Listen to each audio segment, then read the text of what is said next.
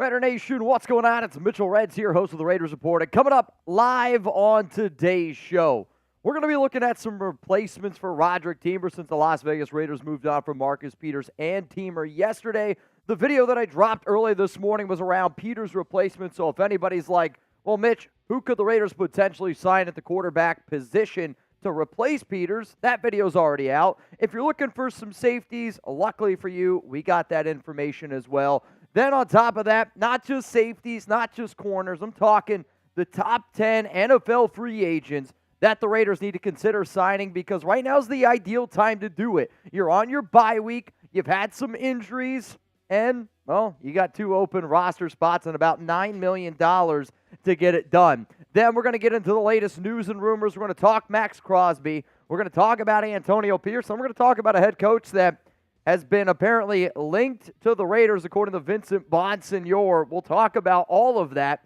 If anybody has any questions or comments, hashtag Raiders or Super Chat. And then the 50-50 raffle that we're going to do a little bit later on today. 50-50 raffle, $10 to get in. Also, shout out to Fat Bearded Dad. All right, y'all, what is your confidence level in the Raiders secondary? We talked about it in lengths yesterday, Chugs, and I want all y'all to scale it for me 1 to 10. We'll give some shout-outs here in just a second. What up, Abel? It's good to see you. Yes, we are live. We also have a little bit of an update here on Jonathan Taylor. I know it's not really Raiders related, but it might impact the Raiders in the future. I don't think it will. He's going to be out 2 to 3 weeks with a thumb injury. So, Jonathan Taylor, Raiders play the Colts week 17. Oh, you know what they say about the thumb? Let's hear it. It's the most important finger. Is it? Yeah. Thumbs up to that, I guess. Cloud says 5. PG's going to go with a 7. Ruthless Raiders 6. JB5150 says 7. Sergio Torres, what's up, my man? Is this Jatnol Flea? Says 5. Luis Rodriguez going to go with a 6. What up, Ventrac? Always good to see you, my brother.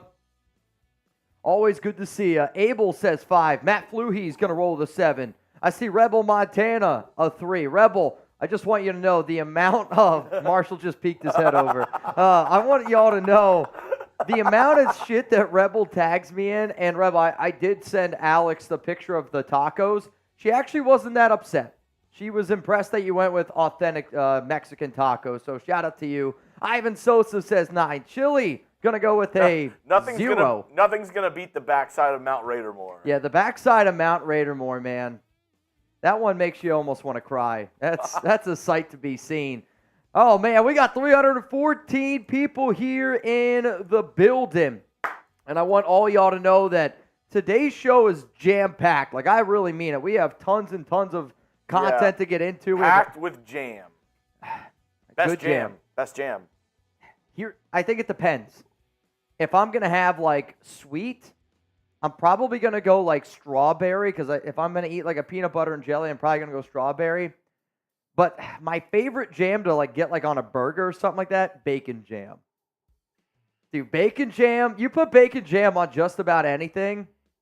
So I don't have it a lot, but my brother does it a lot for Thanksgiving.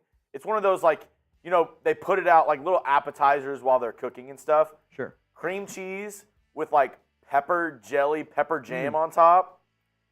Sneakily good. Yeah, I'm telling you right now, you could put bacon jam on the back of Mount Raidermore and I might eat it still. Shout out to today's sponsor. We know Zahn would. Oh, dude, Zahn, never a doubt. Shout out to today's sponsor, PrizePicks. And if anybody wants to get started, it's daily fantasy sports made easy. Go to prizepicks.com/CLNS and make sure that you use code CLNS for a first-time deposit match up to $100. I'm a little bit upset about my picks yesterday because I got a bone to pick with Seeps. Seeps told me to take Ty Chandler on 8 carries, and that was the only 1 out of 5 that I did not hit. So hopefully my picks for this upcoming Thursday Night Football, they can ultimately hit. I ended up going with, again, it's a Seahawks-Cowboys game, and this is a game that I do plan on watching with my fiance Alex. So I figured, you know what, let's go less with Geno Smith. What? Watching with Alex? Yeah. It's Thursday night. Yeah, well, I mean, like, I'll watch the game, like, with Alex. Like, she'll watch it, too. Oh, okay. Yeah, she'll text me, like, anytime the Cowboys play, like, she'll text me. I was like, you're leaving me? No, she'll text me and be like, Oh, did you see that score here and there? So I figured, you know what? Let's go less with Geno Smith. Give me the more on Tony Pollard rushing touchdowns, though. His first home rushing touchdown was last week against the Commanders. We'll see if we can get another one. And then give me the more on the kickers. The last 3 times I've gone 1.5 field goals the more, I've hit it. Shout out to Cairo Santos last night. But bottom line is this, the Raiders, man, they're not playing this week, but you can still have a lot of fun playing a little daily fantasy. You can pick 2 or plus players, choose more or less.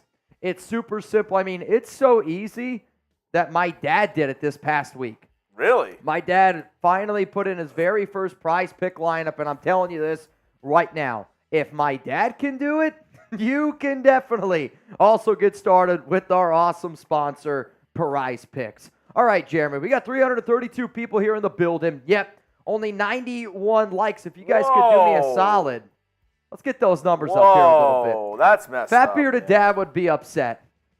How many of y'all honestly knew that this was Fat Bearded Dad? The real ones know. Because we tried to get Fat Bearded Dad to fit on one line. I even tried to condense it a little bit. Didn't work. He also didn't like Fat Bearded Dilf, which I thought that was another good one we could have rolled with. He wasn't a fan. Wasn't a fan. What up, Ben Drac? I see Big Island. Abel. What up, my guy? Aloha. What's the Raiders' biggest need right now? Big Island, are you watching from Hawaii? Yes. Yeah, I forget where exactly she is, but I'm pretty sure only people from Hawaii are allowed to say aloha on YouTube. Hawaii. Exactly. I actually think that she is from Hawaii. Steel Cage, I see you down there. What's the Raiders' biggest need right now? We're going to give you guys some shout-outs. Patrick B says an offensive coordinator. I laugh, but you might not be wrong in that one with Bo Hardigree. Is it quarterback? Is it, I don't know, defensive tackle, linebacker, corner, safety, offensive line? Maybe you're looking at the offensive guard position, offensive tackle. Where exactly and what exactly is the Raiders' biggest need? Because coming up here on today's show, I am ranking the top 10 NFL free agents that I want the Raiders to target. I see right tackle, corner, defensive tackle, quarterback, D-end, center, head coach, DT, right tackle, CB.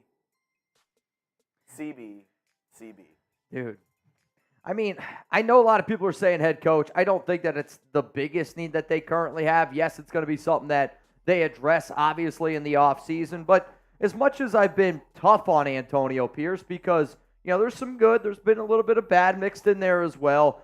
The Raiders have shown improvements since Josh McDaniels. Now, I say that, and I'm like, and improving from Josh McDaniels to your current head coach, that's like saying you started, I don't know, Brian Hoyer for an entire season at quarterback, and then you ended up finding an average coach, maybe even a below-average coach. Anybody's going to look better than Josh McDaniels. I see Cloud says QB, O-line from Todd. That might be the one that I disagree with. I don't think that the Raiders' offensive line is all that bad. I think that they definitely need some help in the running game department. Their interior line has really struggled in the running game, but in terms of pass blocking line, they are ranked top 10 according to PFF. Let's go to a super chat. Roll it in here from Eric. What up, buddy? Love AP, but think his greatest weakness got exposed.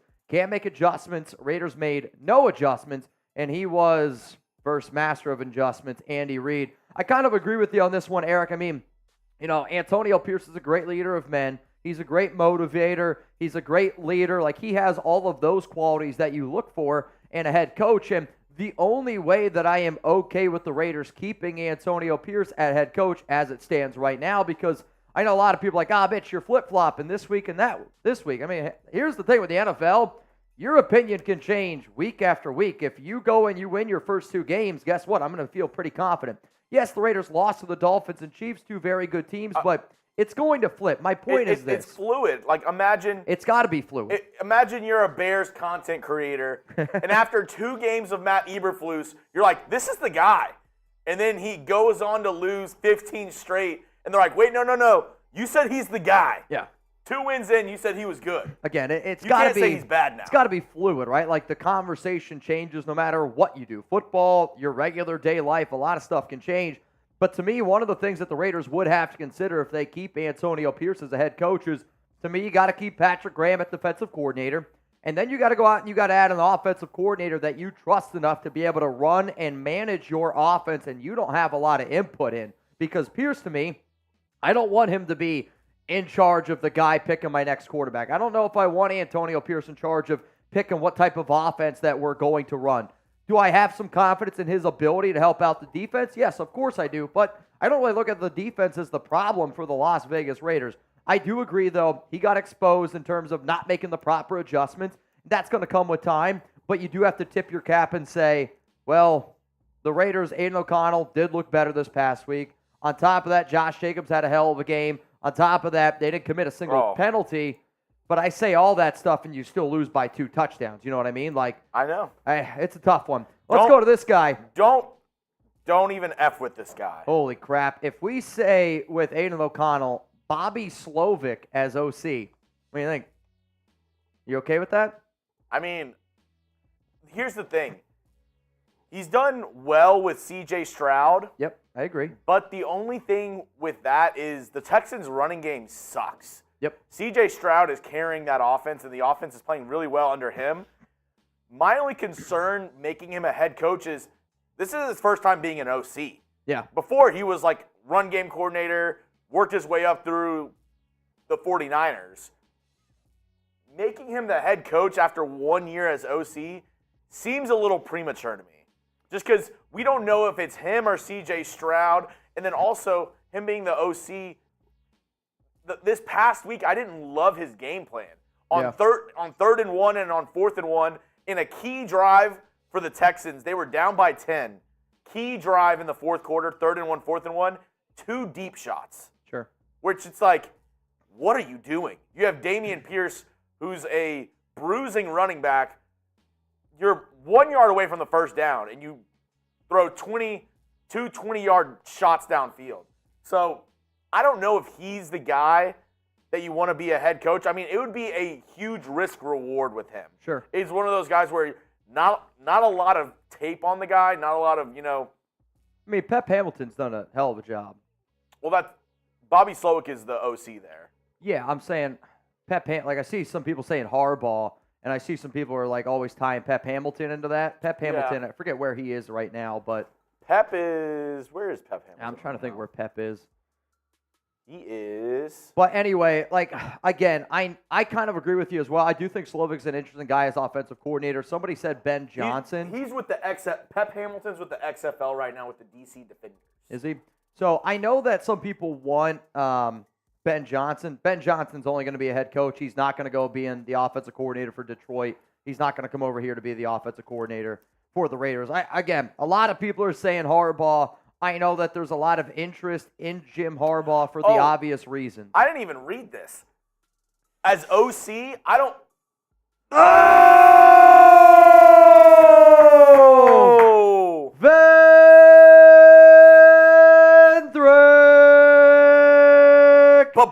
Bang! Oh, a surprise bang. I'll tell you what, we haven't had a surprise bang on a Tuesday in quite some time. What up, Venthrak? If y'all don't spam Venthrak, if you don't spam Venthrak, you can go F yourself right now. I mean, I said it the other day, Venthrak and Justin Abjim, and even a little bit of John Scheffler mixed in there. They're getting some votes for Mount Raider more. That's all I'm saying, man. What up, Venthrak? I'll back Champ Kelly and Coach AP and Graham to stay. I want to see what Aiden can do with an offense as a QB1 and all the reps and work that brings. The vibe in the locker room is good. Players are bought in. I agree. Players are bought in. The locker room is solid as well. My question to you, though, Venthrak, and we're going to talk about it here coming up on today's show because I have some numbers that might change your opinion. I get it. Every situation is absolutely different, but the only way that you're going to keep everybody that you just mentioned right there is if the Raiders here, out of their last 5 games, so it's Minnesota, Chargers, Chiefs, Colts, Broncos, right? Like, there's a lot of good football teams in there. You got to win 3 out of your next 2. Like, and that's even, I don't know if that's good enough to keep it. Because to me, are you going to keep an interim head coach? And I get it, they're still, even though they've thrown out majority of Josh McDaniels' playbook, according to reports, they've thrown out over 75% of McDaniels' playbook. So they're still keeping some place in there. but they've thrown out the majority of it.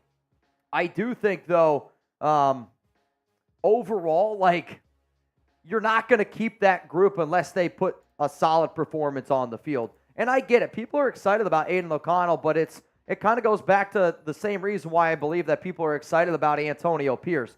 Jimmy Garoppolo and Brian Hoyer were so bad that Aiden O'Connell looks like that much of an improvement compared to, like, Josh McDaniels was so bad that Antonio Pierce kind of looks like an improvement, which they are improvements, but that still doesn't mean that's what the norm is. Like, that's what the average is. Like, I view Aiden, and yes, I agree, if you gave him an entire offseason, you had him get a little bit of extra time, he could be better. But why are you going to keep Aiden O'Connell when you have the opportunity to get an upgrade at the quarterback position? Again, I would rather you keep Aiden instead of going out and trading for a Justin Fields or, somebody said the other day, why not go out and sign Kirk Cousins? I'd rather you keep Aiden O'Connell than sign Kirk Cousins to a $45 million deal coming off of popped Achilles, right? To me, it is Aiden O'Connell or you're going to draft a quarterback. Those are the two options that make sense to me. Vedrak, you're a legend, my guy. Going back to James, I didn't see it said OC. There's no way a guy's going to go from OC one place to OC the other. I was answering that of head coach. Yeah. But no way. It doesn't make any sense. It's like, hey, do you want to move jobs, but you'll have the same exact position and the same exact pay? I mean, here's the sad part. Would you rather be the offensive coordinator with C.J. Stroud and the Texans right now, or the unknown in the Raiders? Well, I'm a Raider fan, but there's nothing more the Raiders can offer him. He already is in control of the offense. He's the offensive play caller as well. Yeah. So there's nothing really more unless you're going to make him the head coach.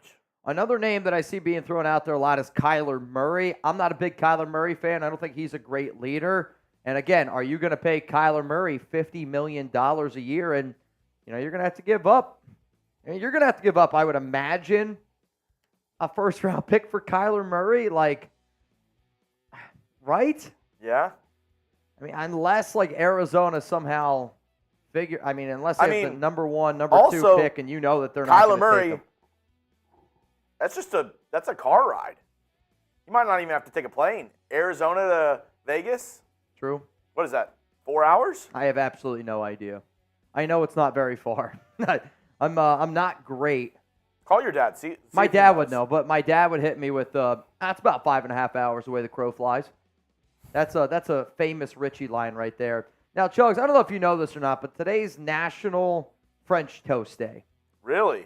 Yep. And I haven't asked this question in a long time, so I figured let's mix it up here a little bit. It's breakfast.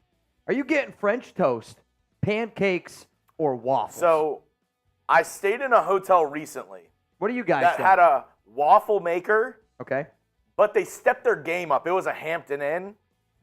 They had not only normal waffle mix, they also had like a cinnamon swirl mix and a blueberry mix for the waffles.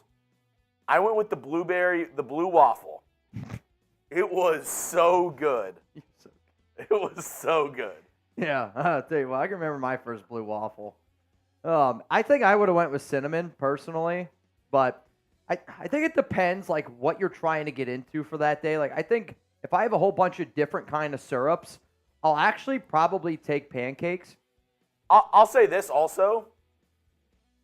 Pancakes are the easiest to get right.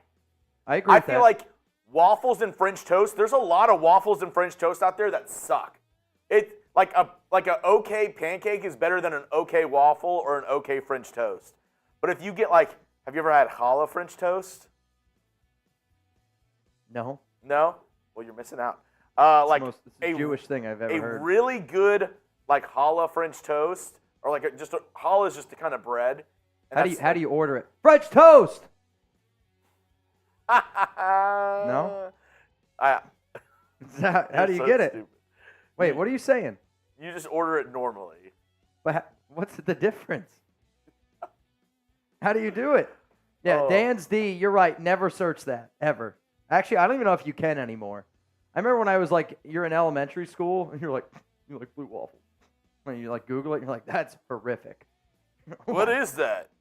I mean, that's the shit that they would show you in health class, and they're basically like, you see this? This is what happened if you kissed a girl.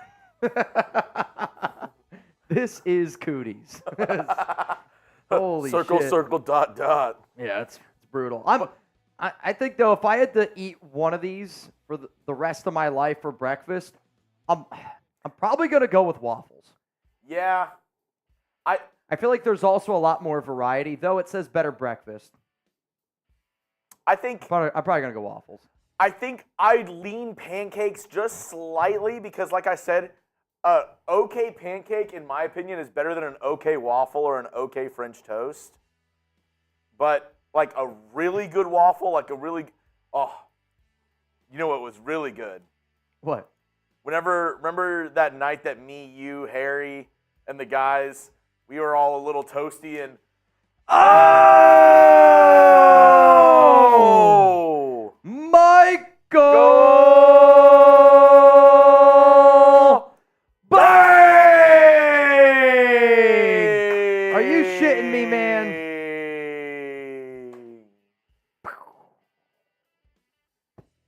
Michael, I think you keep AP, PG, and draft a quarterback, then let the quarterbacks battle. The Raiders are much better now than with Josh McDaniels. We'll go back to your whole waffle discussion here in just a second because I know that's why people tuned in today. But I mean, this is to me the more logical explanation. If you're going to keep Antonio Pierce and if you're going to keep Patrick Graham, then yeah, you're going to have to bring in whatever that offensive coordinator is. You might have to let them pick the quarterback. And I saw some people earlier saying like, Mitch, you might as well stop talking about Drake May. You might as well stop talking about Caleb Williams. The Raiders are never going to get them. I actually do not agree with that statement. I mean, if the Raiders don't win a single game from here on out, which, again, can you show the schedule real quick, the remaining games? Like, of course. It's not that impossible to think about. I get it. I'm not going to sit up here and wish that on anybody. But if the Raiders don't win a single game, they end the season at 5-12. They're like at the 6th pick there. Carolina last year was at 9, traded up all the way to get to number 1. I want to say right now the Raiders are probably somewhere around pick 11, pick 10, which still has the ability to be able to climb up into the draft and get somebody.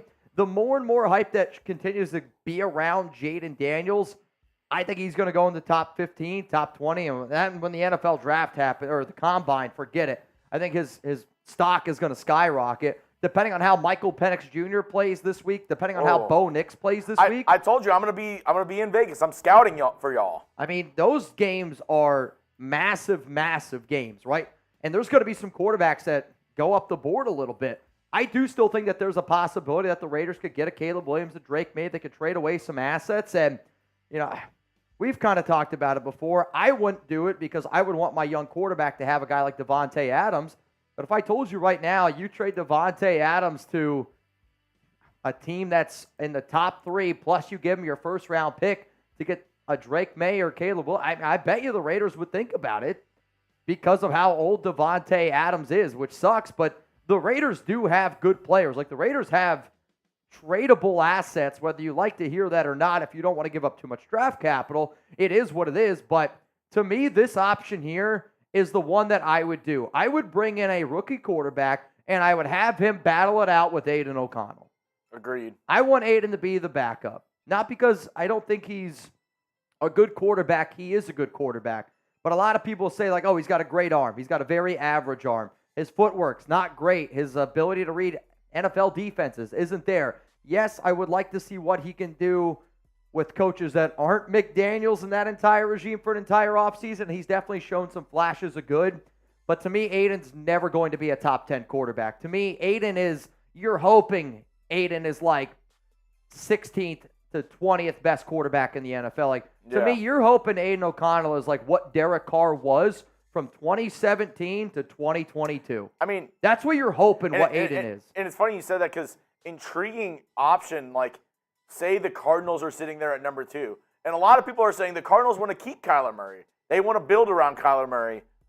Would Devontae Adams in a first, if you're like sitting at like 6, 7, 8 pick overall, Devontae Adams in that first pick, maybe a third, get you to number 2 to get Drake May to the Cardinals? I think it's going to cost a lot more than that, but Devontae Adams a first and the second? I mean, I guess it depends where you're drafting. That's what I'm saying. Like, if they're only going 4 spots down. Sure. I mean, again, I just hate the idea of trading away Devontae. It sucks. But here's the thing. The best value that you're going to get for Devontae Adams will be this offseason because of the way his contract is. Because whatever team trades for Devontae, if they do end up trading for one in 2024, the Raiders are paying his salary. So he's basically playing on another team for free. That's going to get you a big-time draft haul. Then after that, I want to say Devontae Adams' final 2 years on his deal are $35 million a year. Like, paying a wide receiver that is going to be 32 years old, $35 million a year over his final 2 years of his contract. His cap number in 2025 is 44.1, and then 2026 it's 44.1. Now, the new team would only have to take on 35 or 36, but still, like, it's a lot of money to pay an aging receiver. I get it. He's still an incredible receiver. It's just if the Raiders were to trade Devontae, his best value is this offseason. Let's go to Victor. What up, my guy? 500 people here in the chat. Again, if you haven't already, make sure you use hashtag Raiders, or you can super chat to skip the line. Right now, we got an MVP race between Michael and Venthrak. I don't have a Michael jersey. At least I don't think I do. You know what, Michael? I'm going to make you a deal right now. The closest thing that I have to a Michael jersey is we have a Michael Jordan Bulls jersey in the back. If you're the MVP of today's show, I'll rock that jersey Thursday when we go live for Cowboy Seahawks. Venthrak, if it's you, I'll rock your jersey. Nico, yes, 50-50. It's a $10. You can get as many raffle tickets as you'd like. Yep. And Nico, if you're the MVP today, I'll rock your jersey on Thursday because I just got it. We got like 17 jerseys just like the past 2 days. Finally, the shipment was found. Thank the Lord.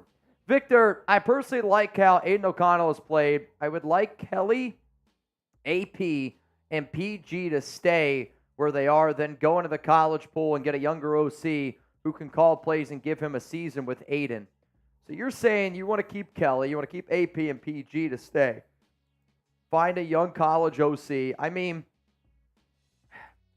I think the more likely thing, if you're going to keep Aiden O'Connell as the starting quarterback, it's probably Bo Hardigree, is it not? Like, how can you say that we want to keep Aiden O'Connell, but we don't want to keep Bo Hardigree?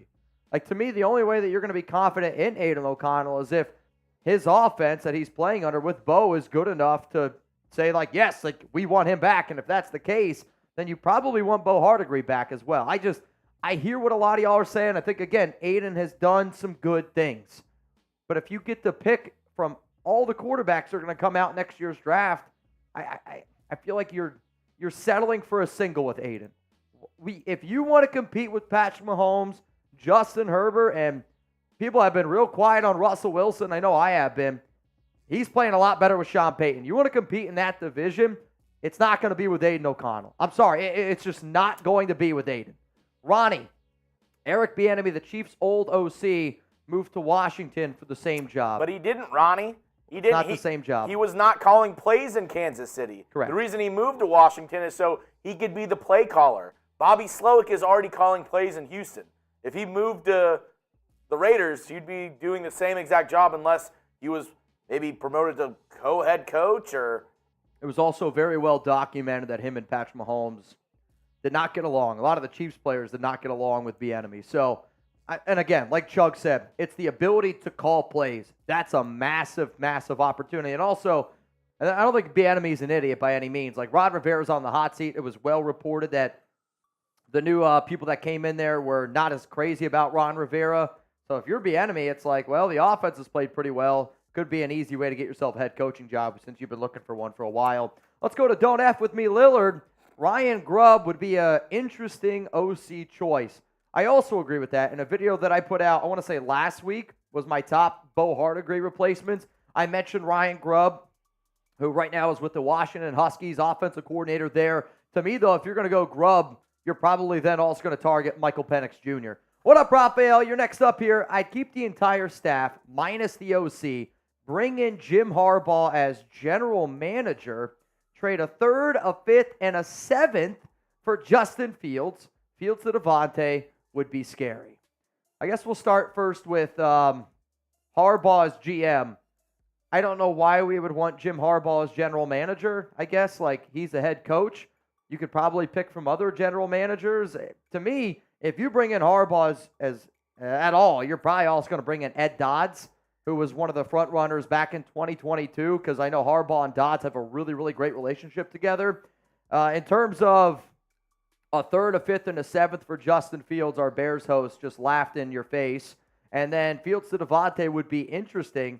But again, Justin Fields, to me, is not that great thrower of a football. Yes, the Chicago Bears won on Monday Night Football, but think about how ugly that game was. Chugs was joking when we first walked into work today. He was like, I was getting ready to text you because that first drive by Fields was in his bag. And I know Fields and Derek Carr are two totally different players, but it's the analogy that I'm going to make here with Raider fans. There are some times when you watch Justin Fields play, you're like, this guy's a top 10 quarterback. And on that first drive, him being able to get out of some of those sacks and him being able to throw the ball, you're like, this guy's incredible.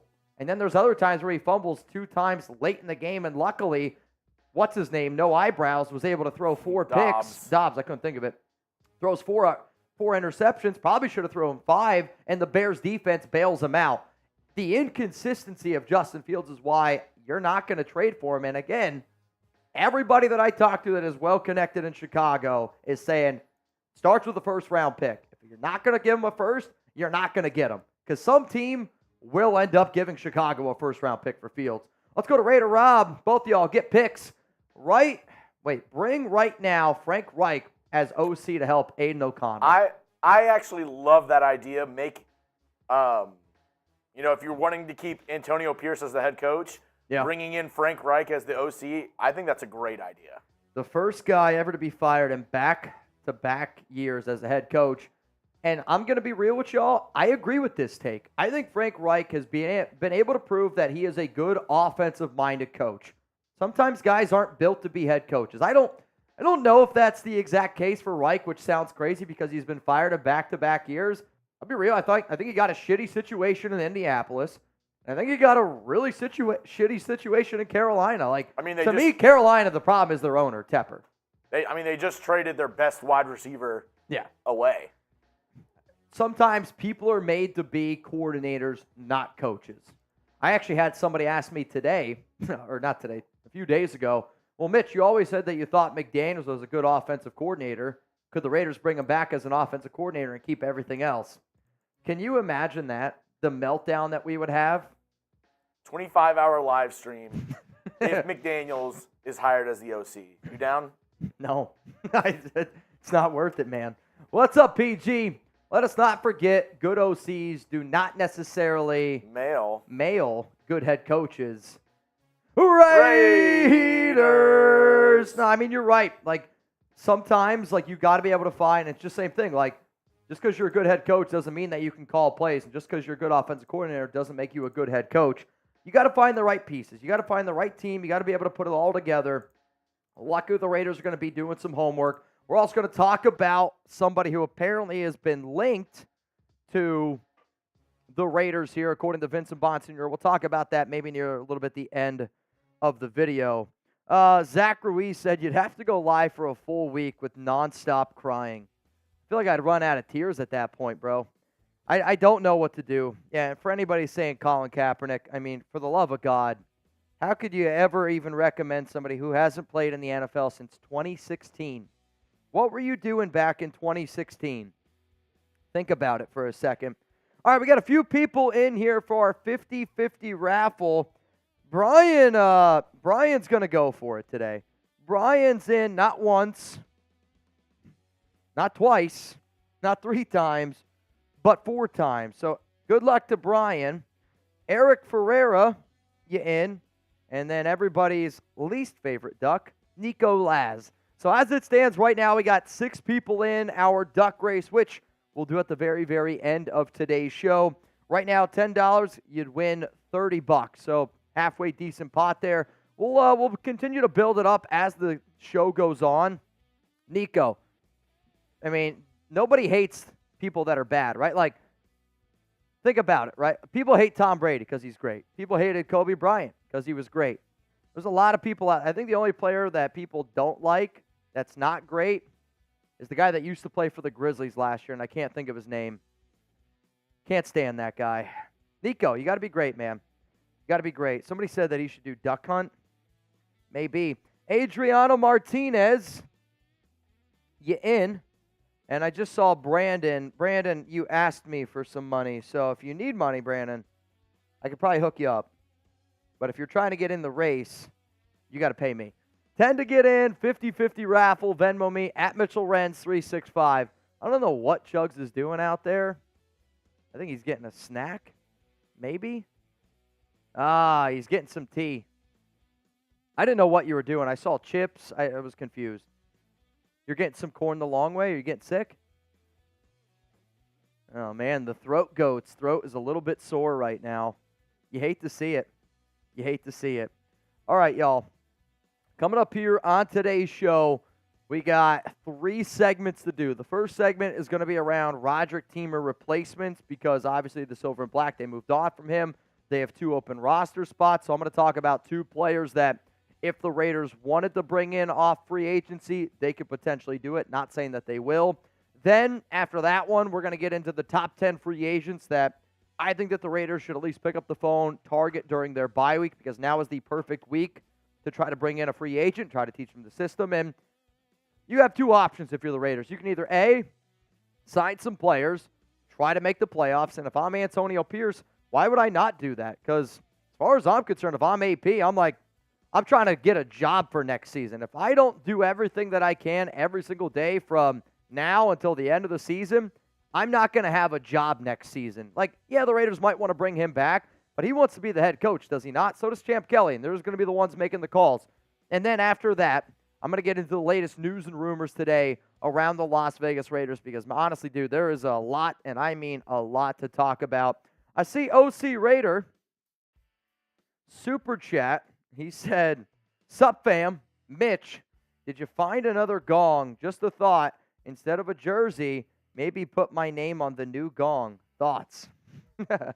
I mean, it's an interesting idea. Though, OC Raider, I think I already put in your order for a jersey, if my memory serves me correct. Or, yeah, the gong, by the way, is the gong that we got over there was a really, really expensive gong. I'm just going to be honest. But we still have it. It still works. I got to get a new, a new rope for it. That way it doesn't fall off. It's an interesting idea. I appreciate the idea, OC Raider. But I think we're just going to stick with the gong that we got. But I'm pretty sure I just put in an order for a jersey for you. I don't know. My mind is, somebody asked me the other day, they're like, "Bro, how many jerseys do you have now?" Let me see. OC. Yep, OC Raider. I already put in the order. I don't know when it's going to be here, but it should be here in a week or 2, maybe 3, depending on the holidays. Don't get the rope from Walmart, Rebel. I mean, that sounds like what serial killers say. Don't get the rope from Walmart. Don't do it.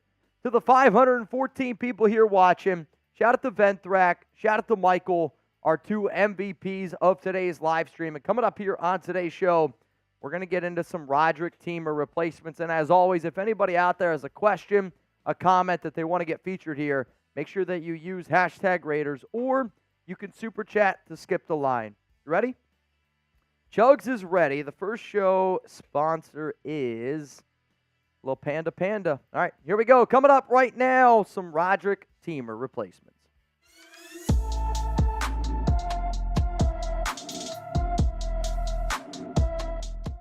Raider Nation, what's going on? You're watching the Raiders Report. Coming up here on today's show, Roderic Teamer replacements. Exactly. You want to know why we're the #1 most watched Raiders show in the world? Because we do shows around Roderic Teamer replacements. Now, I'll tell you this. During the holiday season, I look like a fat bearded dad, even though I'm a single guy, no kids, right? Or single dad, no kids. Either way, I don't know what it is. Shout out to Panda Supps for always hooking up with the nation here. Use code FKC for 20% off. All you got to do is go to pandasupps.com. make sure that you use code FKC because even though the Raiders lost to the Chiefs, it's still FKC week as far as I'm concerned. Let's get in now to the latest here around Teamer and why we're doing this show. So the Las Vegas Raiders, they cut Roderic Teamer and Marcus Peters on Monday. Though with Teamer, he was out partying Saturday night leading into Sunday morning, was speeding, got pulled over, got a DUI. They made him a healthy scratch, was unable to go, which is frustrating because that was right when Teamer got activated off the IR. But as it stands right now, at the time that I'm making this video, November 28th, the Raiders have 2 open roster spots. And as it stands right now, the Raiders have $9 million in salary cap space with 5 games left to go, 6 weeks, including the bye. And when you think about what that bye represents, yes, it's a time for you to be able to get healthy, but it's also a really good opportunity for you to be able to go out there and potentially add another player to your team to give them that extra week of practice, give them that extra week to get them acclimated because the Raiders stretch down the end of the season. If you want to keep your job, Antonio Pearson, Champ Kelly, for next season, you got to do everything in your power, and that might mean finding a free agent at the safety position. Over the past 4 seasons, Teamer's been essentially just a special teams guy, whether he's been playing for the Chargers or where he's been with the Raiders the past 2 seasons. And he's a decent safety in terms of depth, and losing him is going to impact the Raiders in some way or another, whether that's going to be as a special teams ace, whether that's going to be on the defensive side of the football. And I don't really ask this question often, so I figured I'd go with this spin here. I want you to rate the severity of the Raiders cutting Roderic Teamer. Like, is it a big-time deal? Like, it's really, really going to hurt this team? Then it's a 10. If you're like, honestly, dude, Roderic Teamer who? Then it's a 1. Scale it for me down below, 1 to 10. Rate the severity of the Raiders cutting Roderic Teamer. My answer on this one is it's a 3. It's going to hurt the defense in terms of overall depth. I mean, let's not get it twisted. He was a player that made the 53-man roster that this Raiders team was relying on to just fill in for a few snaps here and there. But where he's really going to be missed, I think, is more on the special teams aspect. The Raiders are going to be able to replace him. It's not a major, major loss. It is a little bit of a loss, and I'm hoping with some of the players that I have coming up here on this show, you'll forget about Roderic Teamer really, really quickly. So coming up here on the Raiders Report, again, sponsored by Panda Supps, I have Roderic Teamer replacements, and we'll talk about some of the top safeties that you could potentially look at on practice squads, and you could look at just on the free agent market. But any time that a player goes down, if you're a head coach, or a good head coach, I guess I should say, or a good defensive coordinator, you're also going to look at the players that you have within your roster. So we'll look at some of those guys. At first, though, we have probably over 6,000 subscribers in the last month, and I know the closer and closer it gets to the end of the season, people are always wondering, well, why should I subscribe to the Raiders Report? Not only do we do content during the entire regular season, we do content every single day in the offseason. In the offseason, I'm live at least twice a week. Videos every single day, sometimes videos multiple times a day. We're an interactive YouTube channel, so I see my guy El Loco Uno. Shout out to Fat Bearded Dad, Mr. OG Raider, Cloud. I have a lovely bunch of coconuts, all of them. 100% free. More subs equals more videos, and if you don't like the content, you can hit unsubscribe. It costs you absolutely nothing. Some of our loyal watchers, if you're like, why should I subscribe? Ask these people. C. Schaefer, Kenny Mack, Michael, Dead Raider, Jay Sr., a bunch of OG Raiders Report watchers here. You don't get to 156,000 subs unless you have an unbelievable group of people that we like to call family here, and that's what the Raiders Report is. It's an amazing family. So as it stands right now, this is what the Raiders safety depth chart looks like. You have Marcus Epps, you have Trevon Merrick, and Epps unfortunately had to leave the game against the Kansas City Chiefs with a little bit of a shoulder injury, so you might even need to add a little bit of extra security in case, you know, Epps is unhealthy, Trevon Merrick's unhealthy, and you have Chris Smith and Isaiah Polameo. To me, Isaiah Polameo got to be ready to go. Like, depending on the severity of Marcus Epps' injury, which we still have not gotten really any clarification on yet, Polomeo's going to get his opportunities. He's a box guy in terms of safety. He can play a little bit of linebacker. The Raiders like his versatility, and that's something that this team is absolutely going to look for. The other option is this, Christopher Smith, who really hasn't got much work, drafted in the 5th round out of Georgia, a good leader on that Georgia defense. I mean, considering the fact that that's arguably one of the best defenses that college football has ever seen, and Chris Smith was one of the captains, one of the leaders on that. Are we going to see a little bit of work from him? To me, the way that the guys play defense, Chris Smith plays defense a little bit closer than what Roderic Teamer did, though I do think Isaiah Palomeo is a more versatile athlete. Then, if you really want to bring in an extra guy for depth, you could look at Jaden Grant. He's on the practice squad. I had to just throw this one out there because he is currently on the Raiders practice squad, and you know what the practice squad means to Antonio Pierce. He believes that every single guy on that squad should be suiting up on game days because they're going out there, they're practicing. Now, if you don't want to go that route, I do think another option that the Raiders could potentially do is instead of you relying on an extra safety, could you potentially rely on an extra corner? And, the fact that the Raiders moved on from Marcus Peters could be a little bit of an issue because you're thin here at the cornerback spot. Maybe Amik Robertson. Nate Hobbs is the player that I would say if they had to drop back and if they wanted to do an extra safety, Nate Hobbs would probably be the player that they would ask to do it because then they could just put Tyler Hall in at the nickel slot spot. I don't know if you're going to see Brandon Faison. I don't even know if Brandon Faison knows whether or not you're going to see him play this entire season. Now, we still got some names that are coming up here on the show in terms of I have 5 free agent safeties that I believe that the Raiders should at least pick up the phone, give them a call, and say, hey, what are you doing? You want to be a Las Vegas Raider. But before I get into that, today's show is presented by Panda Supps. And Panda Supps is run and operated by a diehard Raider fan, and he's been a proud sponsor here on this show, man, for about 2 years. So if you want to support him, I know he would definitely appreciate a hell. That's why he's given us the code FKC for 20% off. All you got to do is go to the link down in the comments and in the description, pandasupps.com, code FKC. If you have a sweet tooth like me, the best protein that I have ever had, and I mean this, man. I don't say this stuff lightly, and anybody that follows me on social media knows the only workout supplements I have, the only protein that I have is from Panda Supps, and they just dropped 2 new ones. It's almost going to taste too good to be true. 30 grams of protein. It's going to curb your appetite. 140, 150 calories per scoop. It's the best protein I've ever had, hands down. And then if you're also like me, where sometimes getting up in the morning, especially when it starts to get cold, I take Chuck for a walk. I don't really have a problem getting up early in the summertime, but in the winter, man, it's cold. Then I got to go to the gym. An easy way to get yourself motivated, you take a scoop of some Sinister. I'll be real with y'all. If you're not great with caffeine, I would even recommend taking a half a scoop. Hell, sometimes Alex takes a quarter scoop because that's how strong this pre-workout is, and I don't want you to get that burning ants feeling where it's crawling all over you. Bottom line, if you're trying to get into better shape during the holiday season, go to pandasupps.com, use code FKC for 20% off. That way, I would just be a bearded dad, not a fat bearded dad. So coming up here, I got my free agent safety targets. They are not ranked in any particular order. It's more of a why I believe it makes sense for the Raiders to go out and target each of these players. The first guy on the list is actually not even a free agent. He's on the practice squad, so that means if the Raiders were to go out and if they were to sign Duron Harmon, they can't put him on the practice squad. They would have to activate him right away and put him on the official 53-man roster. And as far as I'm concerned, I think that the Raiders should add Duron Harmon, today. I don't understand why they wouldn't do it because Harmon, yes, he's currently on a practice squad. He was great. I mean, phenomenal in Patrick Graham's system last year. And sure, a lot of people were like, oh, well, Harmon, Patriot guy, McDaniels guy, Ziegler guy. Throw that out the window. Harmon was a great, great leader in this secondary.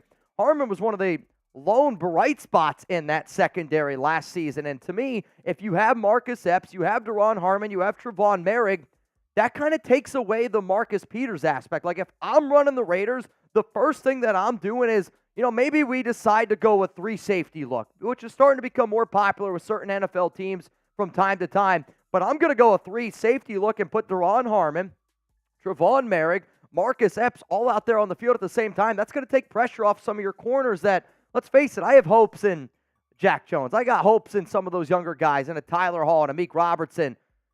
But Duron Harmon showed you that he could play at a very high level just last season in this Patrick Graham defense. And now that you got Marcus Epps playing the way he's playing, now you got the way Trevon Merrick playing the way that he's playing, to me, Harmon makes a lot of sense. Last season, according to the PFF, he had a 72.3 overall grade, but it's the coverage grade.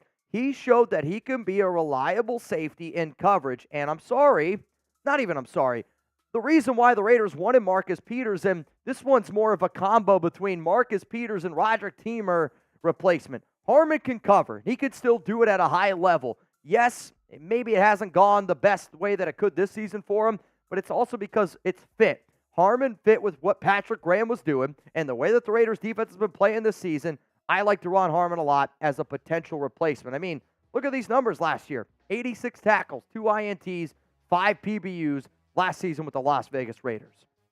To me, Deron Harmon fixed a lot of things in the secondary, and it helps out this team a lot. Let's go to another name here that you could potentially look at to be a Roderic Teamer replacement. And again, a lot of the safeties that you're going to see are not so much special teams players, but more of I'm looking for help in the secondary, and I'm also looking for help from a veteran spot that can be that Marcus Peters, Roderic Teamer type of replacement. And this one, I'm going to go with Logan Ryan here, who he played with Patrick Graham from 2020 to 2021. So there is some experience there in a Patrick Graham defense, which if you're going to be added to a team at this point in the season, I do think that that's going to be something to look at. He has started in 121 games throughout his career, so he's got plenty of starting experience. He's going to be able to help some of your younger players out, and the more player coaches you get in the National Football League, I'm a big believer that that makes a big-time difference. And then you add Logan Ryan again, he's a tough dude. Like, you ask any teammates that have played with him, he is a really, really tough football player. I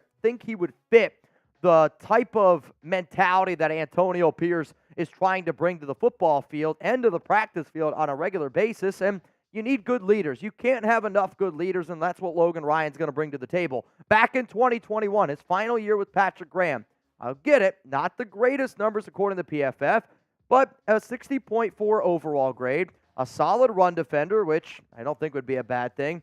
It's decent against the pass rush. Again, I don't really look at that from safeties. Coverage at 51.1. If all I need is somebody that can come in and play 10, 15 snaps a game, and maybe you decide to put Logan Ryan in those situations where you know that he's going to have to protect you against the run, I'm okay with that because, let's face it, would you rather have Logan Ryan drop back into coverage or Roderic Teamer drop back into coverage? To me, it's tomato. I don't really care. Both are guys that I don't really want to have to rely on. Let's go to another name here, and man, this is a guy that I really, really wish he could stay healthy because Landon Collins has been able to show that he can be a good safety when he has the ability to show health or the ability to stay healthy, but he's battled multiple injuries the past few seasons, which has really zapped him of his athletic ability, if you will. And he's played for the Giants. He's played for the Commanders. He's never played with Patrick Graham, giggity. But Graham has used a hybrid safety like Collins before. Like, you go back and you look at a lot of the really solid defenses that Patrick Graham has had. You look at a Jabril Peppers is a good name to bring up in mind. I want to say Julian Love is another name to keep in mind. And, you look at some of the things that Marcus Epps is doing this season. There's no surprise to me that you see a guy like Epps who he's having a good year, and he was good with the Philadelphia Eagles. But it's been multiple times that safeties have had some of their best seasons with Graham, and it's because of that versatility. It's because of the scheme that the Raiders try to implement. But he has started in 21 games in the last 3 seasons is what that's supposed to say. Started 21 games the last 3 games, right? Now, 21 games in the last 3 seasons. To me, though, Landon Collins is another interesting option. You know what, though? I got 2 more names to bring up here. But if you like this show, guess what? I did the exact same thing yesterday. Or maybe it's today, either or. Marcus Peters replacements. We put out so many videos, sometimes I forget what days we put them out. But if you like this type of show, I bet you would like our Marcus Peters replacements. That video is going to be available to y'all down in the comments and down in the description of today's show. All right, let's go to the next name here. I got P.J. Williams. He's a defensive back, and he can play corner. He can also play safety, and his versatility is ultimately why I decided to put him on the list here. He has started in 34 games throughout his career. I want to say he started in the NFL in 2016, but he's a big dude, right? Like, big guy from a safety standpoint in terms of he looks a lot thicker than I think what his measurables indicate. 6 foot, about 200 pounds. Last season, 26 tackles, no picks, 2 PBUs. But it's because of that versatility, which I do think is one of the things that Graham is going to look for, that this Raiders defense needs. The final Roderic Teamer replacement is also on another practice squad. It's Eric Rowe as it stands right now. And again, if you sign Eric Rowe, you got to put him on your active 53-man roster, which I think any of the players that I just mentioned, that's what a Roderic Teamer replacement would be. He started in 15 games in 2019 when Graham was the Dolphins defensive coordinator, and Rowe had I'd say Rowe's two best seasons of his entire career were 2019 and 2020, both with the Miami Dolphins, and Rowe can also play multiple different positions. If you're looking for the name that I think makes the most sense of if you're literally trying to replace Roderic Teamer, not trying to upgrade, not trying to downgrade, I think Eric Rowe is probably that dude. Back in 2019 with Patrick Graham, he had an overall PFF grade of 58.9, run defense grade of 56.4, pass rush grade of 56.2, coverage grade of 60.2. Rowe does offer you some ability on special teams, and he can offer you some ability being a strong safety, being a free safety, play up in the box. He's not as good as what he maybe was a few years ago. He's not all that great now, but here's the thing, neither really was Roderic Teamer. So those were 5 free agents, 5 names to at least keep in mind. Who's somebody that the Raiders should try to replace Roderic Teamer with? Like, is it a free agent like one of the dudes that I mentioned? Is it somebody on a practice squad like a Deron Harmon, like an Eric Rowe? The bottom line is the Raiders have an open roster spot. They have $9 million to spend. And if Champ Kelly and Antonio Pierce want to remain as head coach and GM, they need to do something this offseason. They need to get creative, okay? And maybe it's one of the guys on this list. But please go ahead and let me know. In terms of my Roderic Teamer replacements, again, the numbers that you see down below are the ages of these players. Nobody's very young, but hey, Deron Harmon, Logan Ryan, both at 32. Landon Collins is the only player currently under the age of 30, and then P.J. Williams and Eric Rowe at 30 and at 31. If you want to stay up to date even more around the Las Vegas Raiders, make sure you hit me up on IG. Make sure you hit me up on Twitter at Mitchell Renz 365, and make sure that you're tuning into our live show on Thursday when the Cowboys and Seahawks play a little Thursday night football. We're going to go a little wild. It's also going to be Jeremy's last show for a little bit because he's got a bachelor party in Las Vegas to attend to. So if you're ready to turn up Thursday, make sure you tune into the Raiders Report. Oh, this is a random one. I'll let you cover it. I got to switch my jersey. Oh, yeah. So I was just looking at the AFC playoff picture, and I don't think both these teams make it. I don't think we live in a world where the Browns and Steelers both make the playoffs this season. So I'm going to ask you this. More likely to miss the playoffs this year, is it the Browns or is it the Steelers? If you're like, I have no idea what this man is talking about. I haven't even seen the updated AFC playoff picture. Don't worry, I got you covered. This is what it looks like right now. The Ravens have the top spot at 9-3. The FKC, they have the second spot at 8-3. Jags with the third spot at 8-3. Dolphins, fourth, 8-3. Those are your division leaders. But I'm looking more at the wild card spot. Steelers at 7-4, Browns at 7-4, and Colts at 6-5. Now, I don't even know if any of these 3 teams are going to end up making the wild card, or maybe all 3 do. I just don't believe that the Steelers and Browns both make it in. I don't even know if the Colts make it in. They'll have a Week 18 game against the Houston Texans where that might decide who makes the playoffs and who doesn't. So, I'll ask you again, who do you think is least likely to make the playoffs out of the 5 and 6 seeds right now? Is it the Browns or the Steelers? So here's the thing. With the Browns not having Deshaun Watson, not having a quarterback, and the Steelers have to play with Kenny Pickett. Here's the thing, though.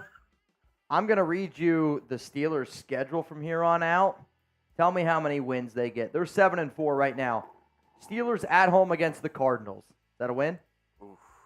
Probably a win. With Kyler Murray now, I don't know. Maybe. Steelers at home against the Patriots. Yeah. Probably a win. Steelers on the road against Indy is an interesting one. So one team's going to lose there. Steelers at home against Cincinnati, no Joe Burrow. Steelers on the road against Seahawks, that's a tough one.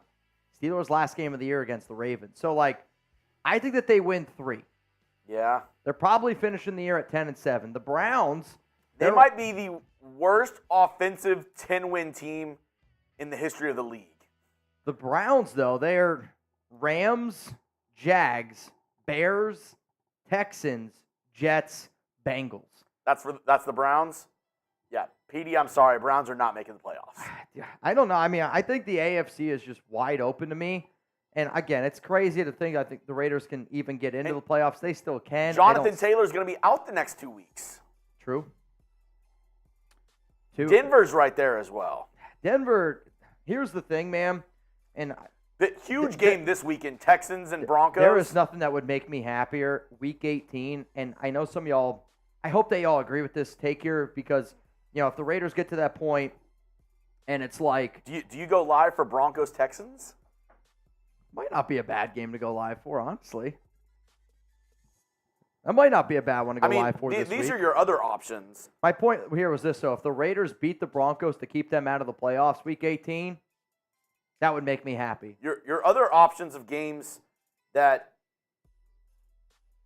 Sunday night Chiefs-Packers. Okay. I don't know if you want to go live Sunday night. The reason why Jeremy's asking, again, the Raiders are on a bye week this week, so I am going to be working on Sunday, and I asked y'all, what game should I go live for on Sunday? It's totally up to you guys. So I think Broncos-Texans right now is in first place for me. I don't think there's another game that really makes as much sense. Chiefs-Packers, Chargers-Patriots, I don't want to do that to you. A Chargers-Patriots game? Oh, no. I think Broncos-Texans, do y'all want to type yes if you would watch Mitch go live for Broncos-Texans? That's probably the best game besides Eagles-49ers this weekend. And then we could root for the Texans. Would y'all want to watch Broncos-Texans this weekend with Mitch? Why? Yes or no? Is that the game that you guys want to do? Broncos-Texans? Well, Nico, the thing is, I won't even be here. I'm on my bachelor party this weekend. Yeah. So, again, it's not going to be Chugs. I forget who's with me, actually, on Sunday. Senior Rolls. Rolly is a Patriot fan, but I'm not rooting for the Chargers, so you might as well throw that one out the window. Yeah, we could root for the Texans up against the Denver Broncos. I'm kind of in, man. Yeah, because, what are the other games? The 3 o'clock games don't make much sense for y'all either. It's Panthers at Bucks. Nope. Browns, Rams. No. NFC, Browns, AFC, but NFC. And then the other 3 o'clock game is Eagles, Niners, which both NFC teams. Yeah, that's the best game of the day, but Chase is covering that one. Yeah, I think it's Broncos, Texans. What time is that? Noon game. It's a nooner. Are we settled? Broncos, Texans. That's the game that we're going to do. Senior Steve says, don't do it, Chugs. Go on my bachelor party? Why not? Nico said, I'll watch Mitch go live for a bowling tournament. Now, I don't know if this is our alley. That would be, dude, I'll tell you this right now. I see Allie Barefoot in the chat. Is that our alley? Okay. She said yes. Dude, that would be electric, a bowling tournament. You know what would be really fun to do, in the off season? Obviously we did, a lot of Madden and that kind of stuff. What if we, Brad, hear me out. What if we, bought a Wii or something like that, and we just did, I don't know, old school games once in a while. I could bring in my N64. We do, old school games in the, it's May. Who gives a shit about May? Just Chugs and I, a little Wii bowling. Little Wii baseball. Brett. Could we do it where we're literally live and playing Wii at the same time? You're sitting there, I'll stand here, TV's there, and we're playing Wii. If you guys want to watch Jeremy and I play with our Wiis live on the Raiders Report, let's do it. Just me and you tennis, all you hear is, I will say it's kind of funny. Cloud said Wii Sports instead of Chat Sports. So, Nico says Duck Hunt? Hey, Duck Hunt would be pretty wild. Dan says, May is my birthday month. Dan's, I meant from a football standpoint. Speaking of Nico. Also. 50-50 raffle. Update here on Marcus Peters. Peters has cleared waivers, and now he can sign with any team. So nobody claimed Marcus Peters. He is now free to sign with any team. Robert Jansen, Raiders Report Halo Tournament. I'm in. I would be down. Dude, could you figure out a way where we could play against other people? Not Halo, but... yeah, I have a PS5. If anybody else has a PlayStation 5 See, that's the thing. and the same games. I don't play PlayStation. I don't play video games, to be honest with you. That would be the only way for us to... Sure. No, I know. I can't set up your N64 to play people across the world. What's your N64 tag? Oh, dude. Or we could just be like, hey, man, I'm kind of down to just do like random games like in the off season. We'll think of something. I mean, we're definitely going to do Madden again. You have to do Madden again. That, or we could do that, and or PS5, I could get the brand new Call of Duty. I don't like Call of Duty. You don't like Call of Duty? I can't play it. I suck at it. I'm a Halo guy. Like, you can't be good at Call of Duty and Halo. It's totally different. I feel like it's totally different. Totally different gameplay. Totally different gameplay. All Chris right. Smith, Mario Kart. Who's your Mario Kart character? And I'm talking N64 only. Mario, Luigi, Peach, Toad, Yoshi, Donkey Kong, Wario, Bowser. I usually go Luigi. Just because whenever I used to play those type of games, I have an older brother who's 1 year older than me, and I always thought like it would be cool. Like I always thought I was cool being like Luigi, the little brother. That's cute. That's cute. It's Luigi.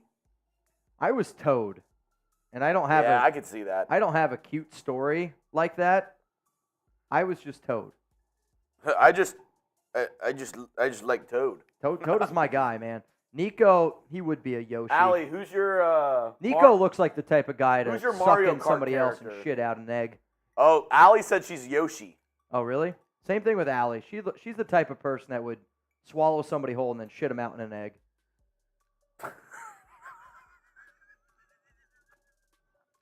Pause. Oh my God. Oh man. All right, next segment on the All Raiders right, Report. here we go. Top 10 NFL free agents the Raiders should target. Stay on the lookout for a little Somebody prize said picks. Eric action. M. Wario, and it's not Oh, even close. Cloud. That's what we'll do. Fortnite. Never played it. It's easy.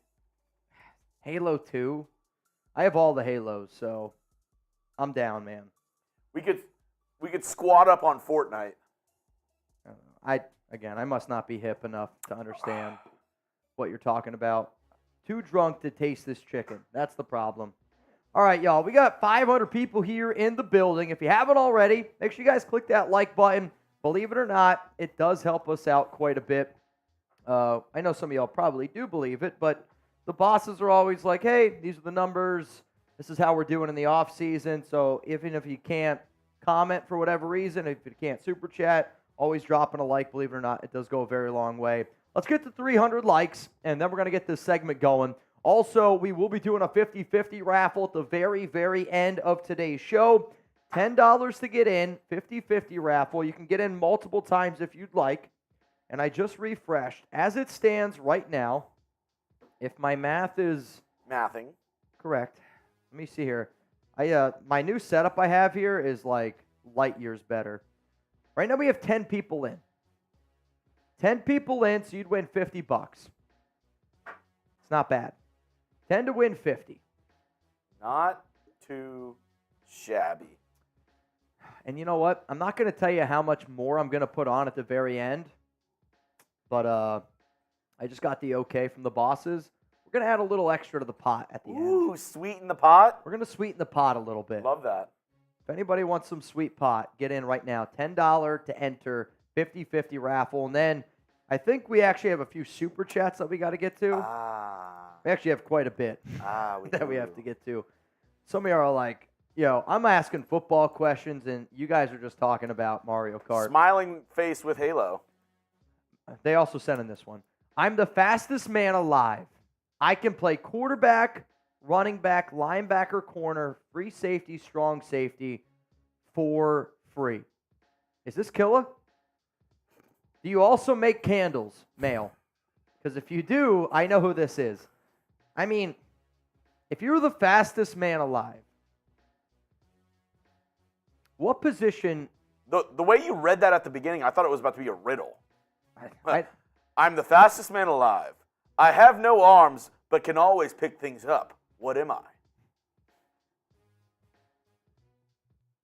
Apparently, you're the male guy. Tank Dempsey. What position do you think you could play out of all those that he just mentioned? Which one do you think you'd be the best at? Quarterback, running back, linebacker, corner, free safety, strong safety. Which one out of those positions could you Linebacker. I think for me, the position I'd be best at out of all those, free safety. I can see that. Free safety. Tank, trade for Justin Herbert. I mean, if they'll let you. I mean, this is like. Here's the thing. This is like, would you date a supermodel? I mean, if they would let me, I guess. Tank, here's the unfortunate part here, right? It would be Maxx Crosby, Devontae Adams, and probably 3 first-round picks, and the Chargers might still say no. They're not trading Justin Herbert, and they're definitely not trading Justin Herbert to the Las Vegas Raiders. But Maxx Crosby, Devontae Adams, 3 first-round picks for Herbert. Would you do it? Because I think it would be – that's your starting point. Also, first time I've ever seen this, locals. For the best content, personal interaction, more live shows, and dang, I have a good-looking stone butt. If you don't know what we're talking about, we showed the picture of Mount Raidermore yesterday from the Canada side, and I mean, what's funny, Brandon, is David said the same thing. He goes, man, Brandon Jasper has a great stone butt. That is quote-unquote exactly what he said. But I will be live tomorrow on Locals at 6 p.m. Eastern Time, so if anybody wants some extra content, be able to ask me some questions, RaidersReport.locals.com. That's the link. Join the group. Let's go to JR65. How about a classic Halo Ian party? LAN. So, I don't think you've ever played this, but there used to be I thought this was like a soup kitchen or something. I used to play this in high school, but I never set it up. But there's like a way that you can do it online and play like on your computer Halo just with other people that you invite to like a Halo party. And it's basically like a, death match. Here's the thing, though. I don't know if I'd be able to play it on the computer. I feel like if you're playing Halo on the computer, you also have to tell your mom and your dad to hang up the phone. You know what I mean? Like, you're still on dial-up. It's a great idea, though. Ma! You know what video game I want them to come out with? A Squid Game video game. That would be fun. If we could figure out a way to get 456 people all together in one and do a battle. DK's got them boxes. Sure. You said it, not me. Cloud Box! says Fortnite. Box! Oh, juice box guy. Big juice box guy. Also, got another entry in the 50-50.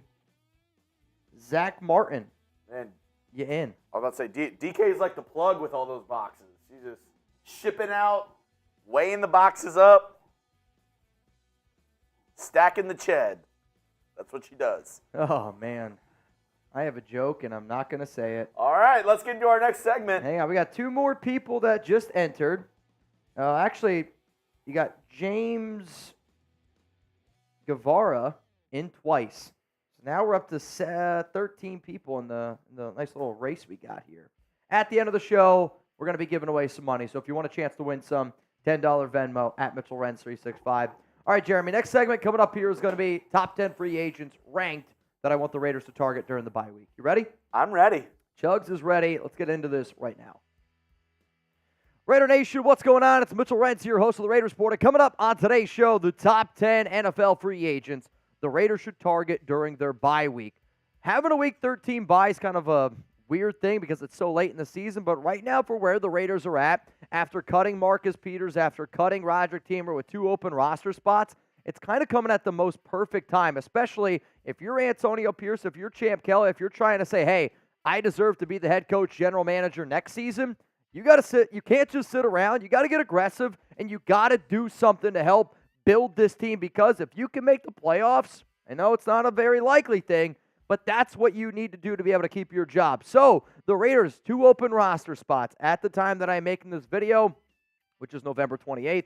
The Raiders' salary cap is currently $9 million as it stands right now. And even if the Raiders decide to promote 2 players from their practice squad to fill in those 2 open roster spots, there are still solid free agents out there that could help build this team on the offense and on the defensive side of the football. I will say this, if it's a big name, I'm going to go live here on the Raiders Report. We don't just go live for 26 hours when they fire Josh McDaniels. We don't just go live for watch parties. When big-time Raiders news happens, Chugs and I go live here on the show. So if it does end up going down, well, Chugs might not be here because he's got a bachelor party this weekend for him. But I'll definitely be here. Hit that subscribe button. Turn on those notifications. That way, if news does drop, you don't end up missing it. So coming up here are my top 10 NFL free agents that I believe that the Raiders should target in free agency. So these are going to be ranked, and I'm going to work my way from 10, and I'm going to go all the way down to 1. And the reason why they are ranked the way they are is based on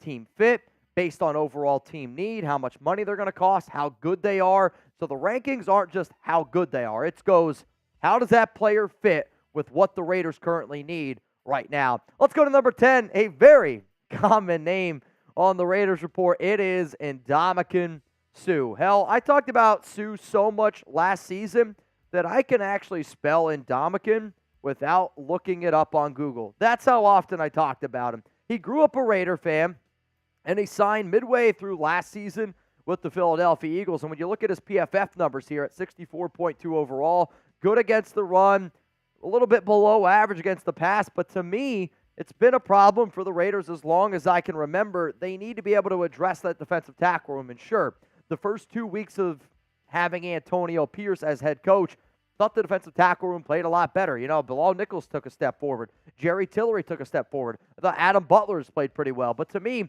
we can all agree there is still room for improvement there on the defensive line. So to me, you bring in a tough mother effer like Ndamukong Suh. Sure, he's up there in age, but I do think that he would help out the defense. And at the end of the day, I'm looking for players that I think help out this team. Let's go to number 9 here on my list. I'm going to go with P.J. Williams at safety. And the versatility is why I have him ranked over a player like Suh, because he can play safety, he can play corner. And with the Raiders just recently moving on from Marcus Peters and moving on from Roderic, being able to add a little versatility I do think can help you out. He has started in 34 games in his NFL career, which he's been in the league since 2016. And when you can find a player that does offer you some veteran leadership, some versatility, plus has some playing experience, last season, 26 tackles, 2 PBUs, no interceptions, but the versatility that P.J. Williams offers you, if you're looking for a cheap player that you're like, you know what, 2 birds, 1 stone, I can sign P.J. Williams, he's going to help out the cornerback room, and he's going to help out the safety room, I think is why you would look at a guy like Williams. Now, our pinned comment on today's show is going to be this one, which means you're going to get hit with the YouTube ad break. I want you to scroll on down and let me know, what is the Raiders' biggest need as it stands right now? Because probably how you answer this question determines what you think the Raiders need to do in free agency. Number 8 here on my top 10 free agents that the Raiders should sign during their bye week. I'm going to go with another safety. It's Logan Ryan. And some of y'all probably watched my Roderic Teamer replacement video. And a lot of the reasons what I talked about then is what I'm going to mention here. He played with Patrick Graham from 2020 to 2021 on the New York Giants. He has started in 121 games throughout his career. And he's going to be a good leader for this defense. He's also going to be a good leader on and off the field. He's going to be a good leader on the practice field as well. So to me, I look at a guy like Logan Ryan, and I'm looking for somebody that can just help stop the run a little bit better, which is what he can do. Also, Marcus Epps has been battling a little bit of an injury. He had a shoulder injury, which he sustained against the Kansas City Chiefs. So if you're looking for a team replacement, if you're looking for some insurance around a guy like Epps, I do think Logan Ryan could make some sense. Now, I still have a few more names, obviously, to get to here on today's show, but I got to talk about today's sponsor, PrizePicks. And even though the Raiders are on a bye this week, you can still have a lot of fun because PrizePicks is daily fantasy sports made easy. And I want you all to listen up right now. If you're looking to have a little bit of fun this week, go to prizepicks.com/CLNS and make sure that you use code CLNS for a first deposit match up to $100. This week, I'm going to be testing my skills on PrizePick because it's some of the most fun that I've had all year doing daily fantasy sports. If you have the skills, you can turn $10 into $250 with just a few taps.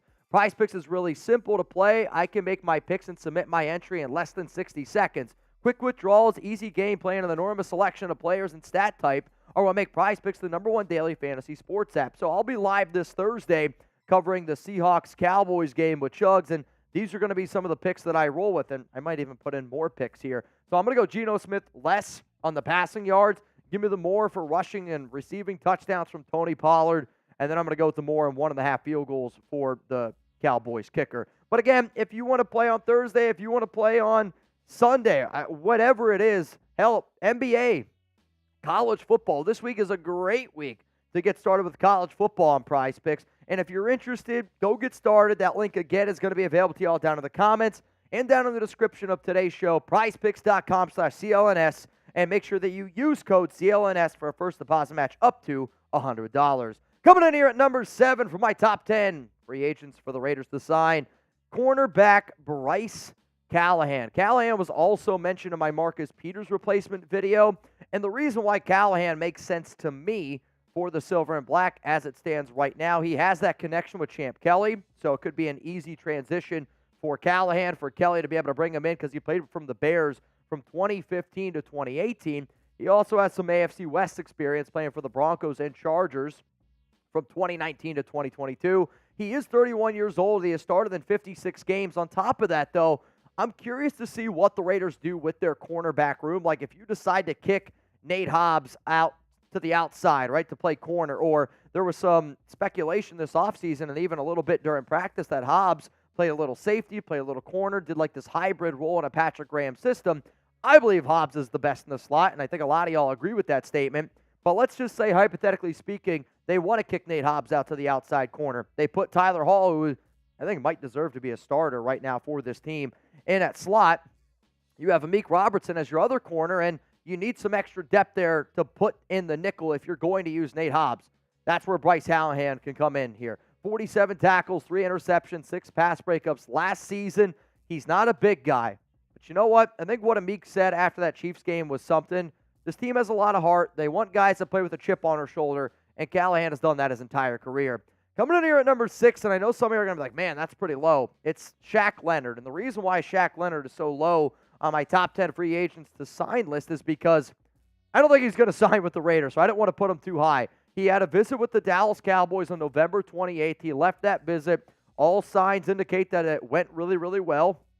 And now he's going to be visiting with the Philadelphia Eagles. I want to say that that report said potentially on Wednesday, which will be November 29th for those of you watching this live. The Raiders, though, according to multiple reports, are not interested in adding another linebacker. They like the room that they have right now in Robert Spillane, Luke Masterson.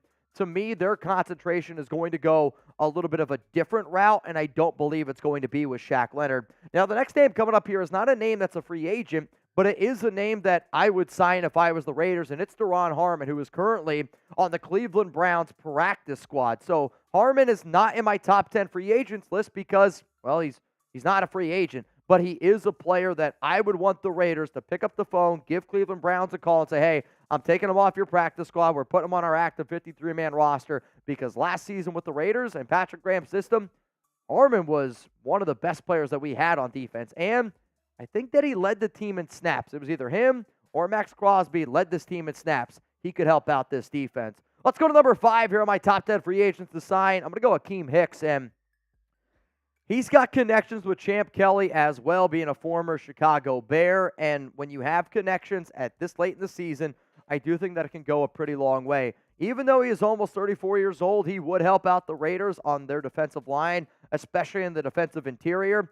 According to PFF, his grades last season, 61.9 overall grade, a 65.7 run defense grade, and a 58.6 pass rush grade.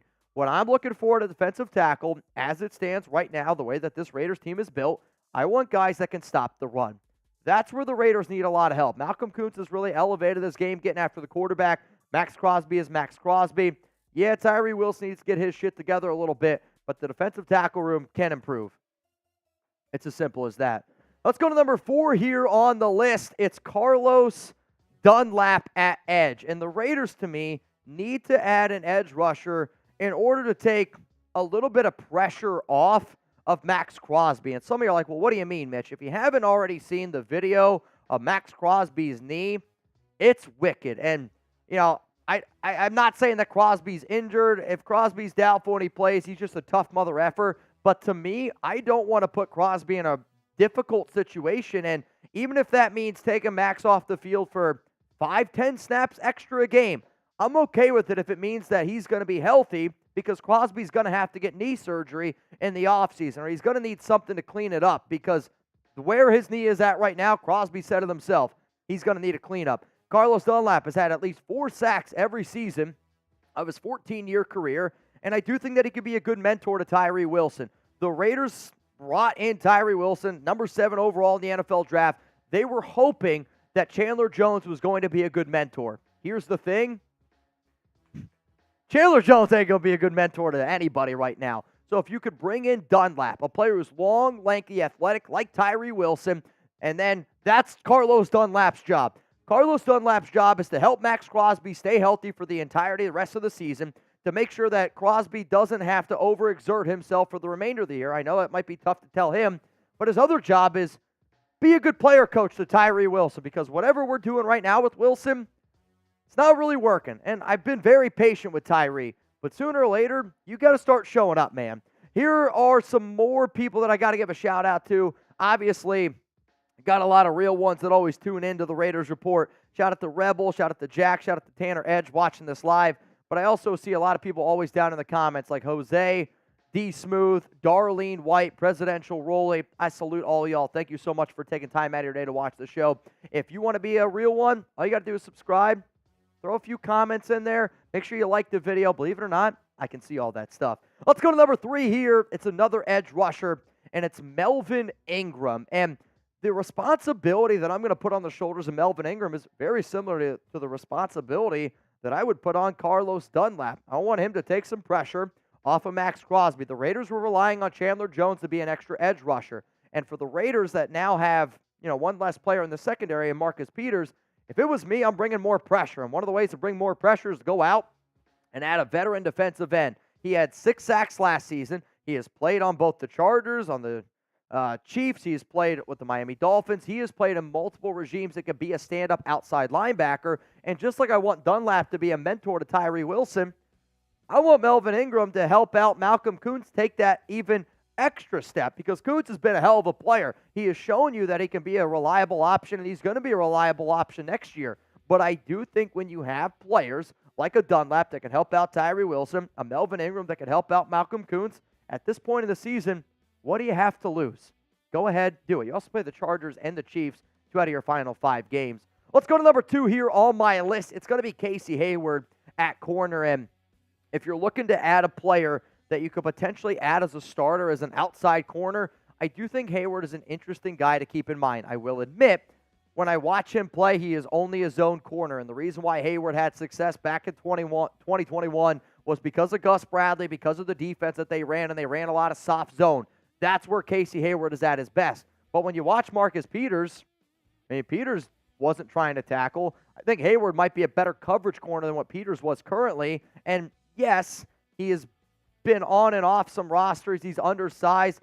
He's the best free agent corner available in my personal opinion. So if you need to be able to add somebody that you have had as a Raider since 2021, yeah, you didn't play with Patrick Graham, but somebody that you can bring in, have another good, reliable veteran that's a proven leader on this team before, I personally think that he's a name to keep in mind. But coming in here at number 1, defensive tackle, Matt, I don't know if that's right.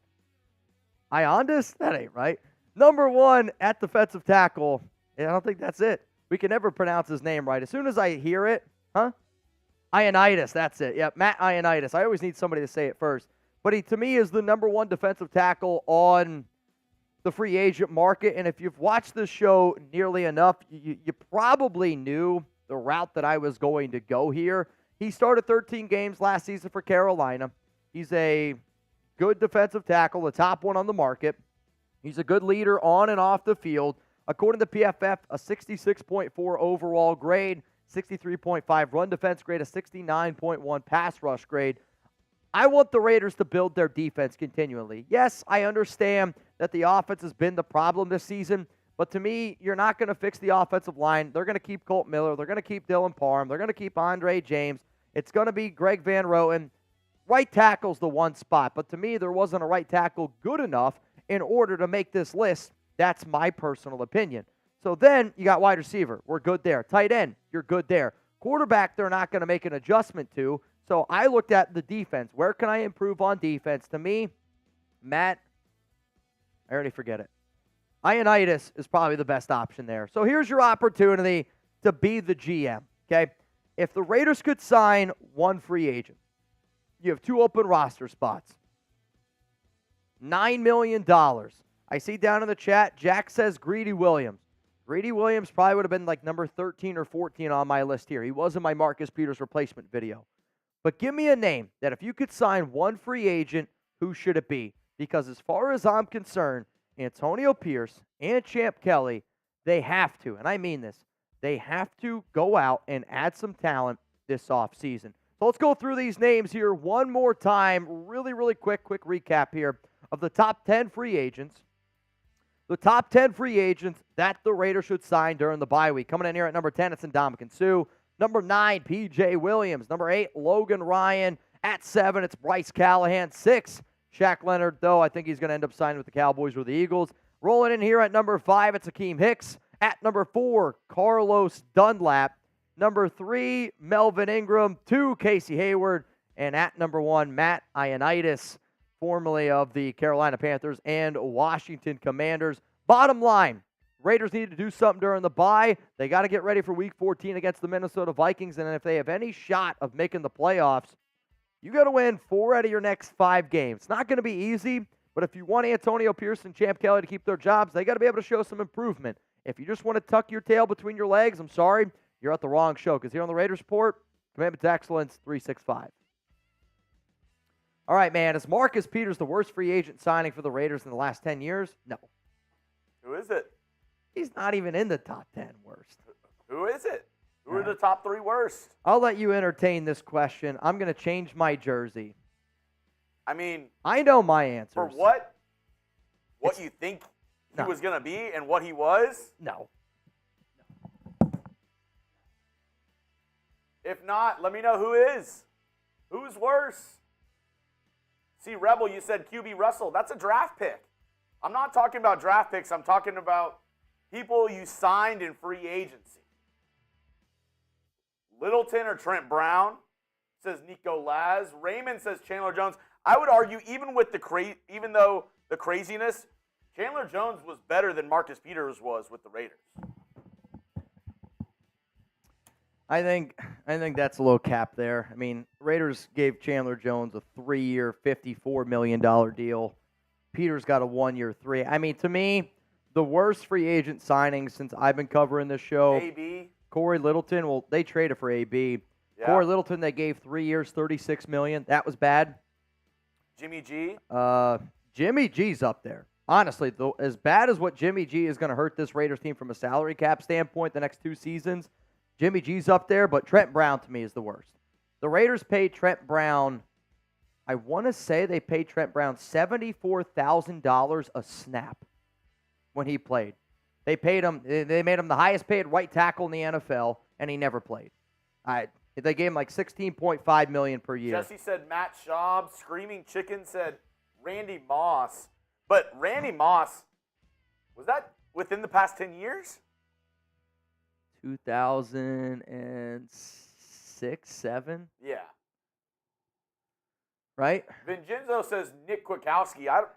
Quit had at least one good year. I get he was really bad his final year, but he was a 3-year, $20 million contract. I think the worst one than him was Carl Nassib. Nassib, they ended up signing like 3-year, $24 million. Eric Ferreira he says was good Javon for a year. Walker, 6 years, $55 million. Javon Walker. LaMarcus Joyner was a bad one. Like, the Gruden and Mayock were not only bad, and that's the thing. Like, you can even look at McDaniels and Ziegler right now. I mean, when you look at McDaniels and Ziegler, their free agent signings plus the draft picks that they've had, it's not as bad as what Gruden and Mayock did, but I'll tell you what, it's not good. I mean, the only good move that I can honestly say that McDaniels and Ziegler did. Robert Spillane. Robert Spillane, all right, that one. Trading for Devontae Adams. Like, off the top of my head right now. I mean, I'm sure there's other good ones in there, but I'm talking like great moves. Kenyon Drake? Was he a bad? Because they had to add void years to his contract, I don't, like, Kenyon Drake was definitely overpaid. They gave him, what, 2 years, $14 million to be the second running back on the team? Jack said, it sucks that there's so many options to choose from. But that's the problem. There is so many options to choose from. Deshaun Jackson? I would say Deshaun Jackson and Marcus Peters were like the same. I mean, they were exactly what I expected. It's bad when you're like, two of the really good signings the past 10 years have been Robert Spillane and Nelson Aguilar. And you can make an argument the Nelson Aguilar move might have been their low-key best move they've ever made. Minus Robert Spillane right now. Like Trent Richardson, Brandon Faison. Yeah. Roberto, we didn't forget about Antonio Brown. He was traded. Read the question. Yeah, they traded the third and fifth round pick for AB. I believe. Off the top of my head, I believe. Vontaze Burfict. I mean, Burfict, when he played for the Raiders, was actually not that bad. He just got suspended because, well, he was a dirty hitter. And when you're Vontaze Burfict and a Raider, you know you're getting targeted. Richie Incognito. I mean, Incognito had one good year.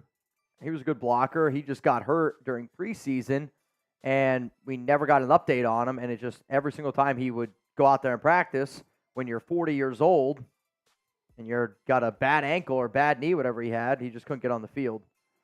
Yeah, it was pretty brutal. All right, y'all, we got 470 people here watching the show. I'm going to refresh my phone, and we got a few extra people in our duck race here. Kobe Carson in. Angel Contreras in. And then Matt Fluhey, you in. Right now, 16 people in, which means you would win $80. However, I'm going to throw in a little bit of extra money here at the end of it. So I'm telling you right now. Yeah, we're gonna add a little extra seasoning today. Little sazon. We're gonna add a little extra Tony Satch. You know what I'm talking about? Little extra Tony Satch. Now that we're live and I have you in front of 500 people, grade the turkey pot pie that I brought in today. I'll say this, and I wish I could have had it fresh, or I wish I could have put it in the air fryer. And I know I'm not just saying that because I'm an air fry guy. I'm a big, because I had to put it in the microwave, the crust wasn't as good as what I know that it was when it was fresh. Like, for a turkey pot pie out of the microwave, I mean, I'd give it a solid B+. If I had to just grade it overall, based on the microwave, I'd give it a C+ because there was no crust on it, but the flavor was good. Yeah. My grade's not fair because the number one biggest thing for me on a good pot pie is what is that crust? I mean, it's got to be, I'm talking, you got to have a good crust. I almost changed it up, and I decided not to at the last minute because I was scared. I didn't know how it would turn out. I got Cheddar Bay biscuit dough. Interesting. And I was going to use that as the crust. Tuna, yes, you're in. Yep, you're in. Well, Rebel, you want to see the picture of, where's the picture? Of? I don't know if he's talking about your food or whatnot. I mean. Check out my OnlyPans. Low-key, that'd be a funny thing. If we just posted pictures of all the food we made, OnlyPans. I can't take... Sponsored by HexClad. I can't take credit for that. Somebody else says that on TikTok. Oh, really? It's some chick, and she does cooking videos, and she's good-looking, and she opens every video with, "Welcome to my OnlyPans. Today we're making baked ziti." And then she starts cooking. I would think it'd be kind of fun.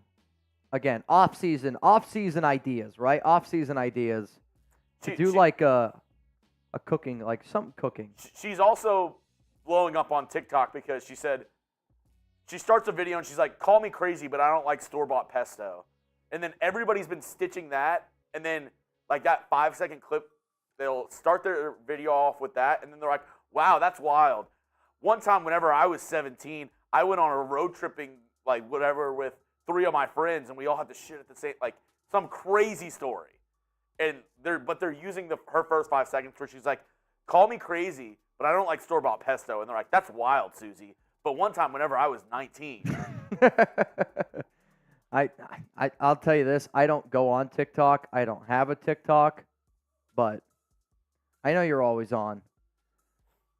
We want Mitch as OC from Abel. Abel, I appreciate that. You don't want me as OC. I'm more a general manager. Again, I'm not gonna sit up here and act like I'm an X's and O's guy. I'm a big eye test guy. Like, I feel like the best part about having a show, as long as we've had it, I can literally look up here and I can tell all y'all, if the Raiders would have done what we recommended them doing on this show, we'd be in a lot better situation. Rick, we have the videos to prove it. Rick, if it's in Dallas, I'm down. What? It said flag football game to help the homeless. Yes, I would. I mean, I'd totally be down if it helped. If it's in Dallas, the only thing is I'd want to be like QB. I don't want to have to like run around, pop my hammy. I got bad knees anymore. Unless I could play free safety, then I would do it. I would totally be down. I feel like playing free safety and flag football is like where you want to be. Like that, I think that's the ideal position. Brandon, yes, you are in again. All right. And then Gilberto.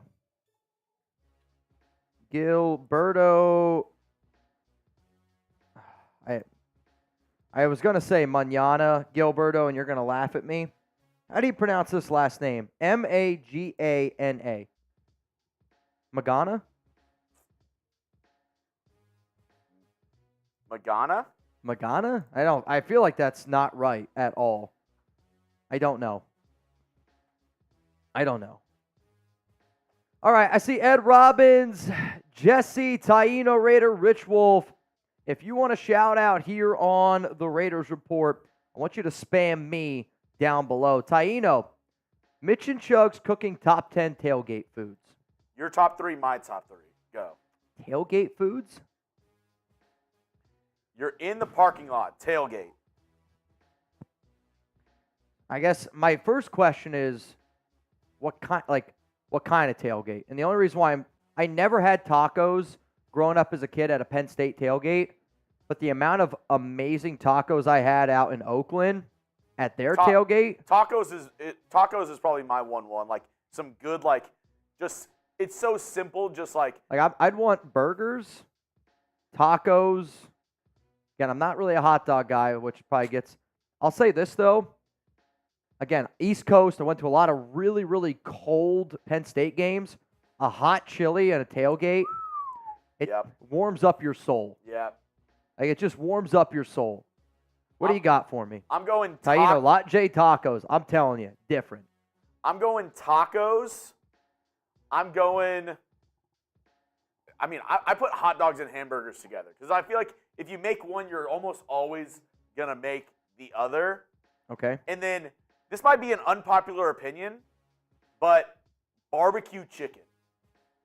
Like chicken drums, like just drumsticks, that with some seasoning, put it on the grill, maybe a little barbecue sauce on there. I like wings. Again, though, tailgate, I'm always like, I don't want to get too messy at a tailgate. Oh, like, not with my jerk hands. Chicken. Oh, dude. I saw somebody say, look at Gilbert's message. Mitch, where is it? I don't see it. Am I tripping? I don't see it. Nico says, soup kitchen at the tailgate. Flavor of wings. I'm pretty basic. If I'm making my own wings, I usually just go buffalo or barbecue. I mean, I feel like I have been on this kick recently. I think my favorite type of wing right now, probably like a spicy Korean bar. Like, you know what I mean? Oh, like an Asian a style Korean. wing. Have you had Garlic parm, lemon. I'm actually like, have if you I had were Korean fried chicken before? I don't. Off the top of my head, Dude, no. we have to go get it.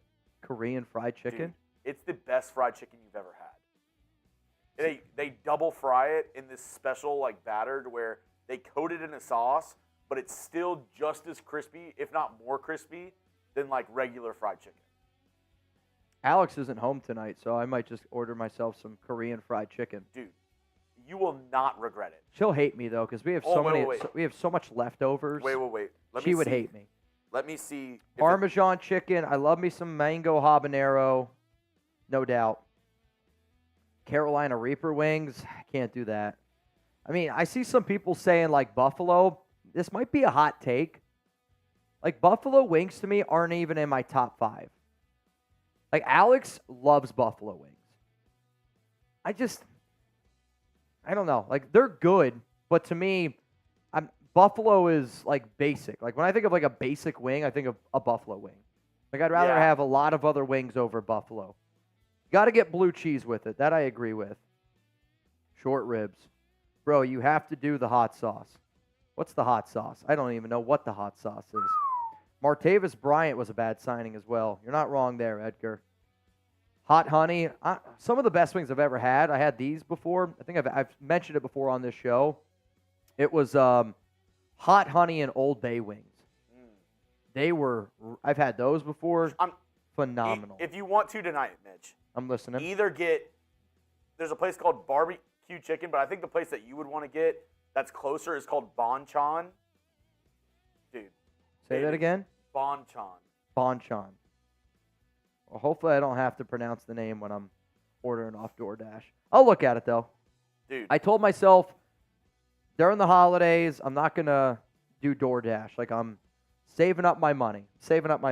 All right. We have a lot of food. I say that now, and as soon as I get home, I'm going to be like, dude, sounds good. Korean fried chicken, I'm telling you. All right. It's amazing. All right, I hear you. All right, y'all. Let's get into our final segment of today's show, which is today's news and rumors that I think all of y'all need to hear. We're going to talk about Maxx Crosby. I'm going to get into some odds around Antonio Pierce, and then I'm going to mention, I laugh because I just saw Raiders Beat on Twitter. They did a screenshot of my reply to Vinny's tweet on Shaw. I'm like, nobody wants Shaw. We'll talk about it here in a second. Okay, so Gilbert, who sent me a Venmo, is a lovely bunch of coconuts. Can you put me down as coconut for the 50-50 raffle? I can do that.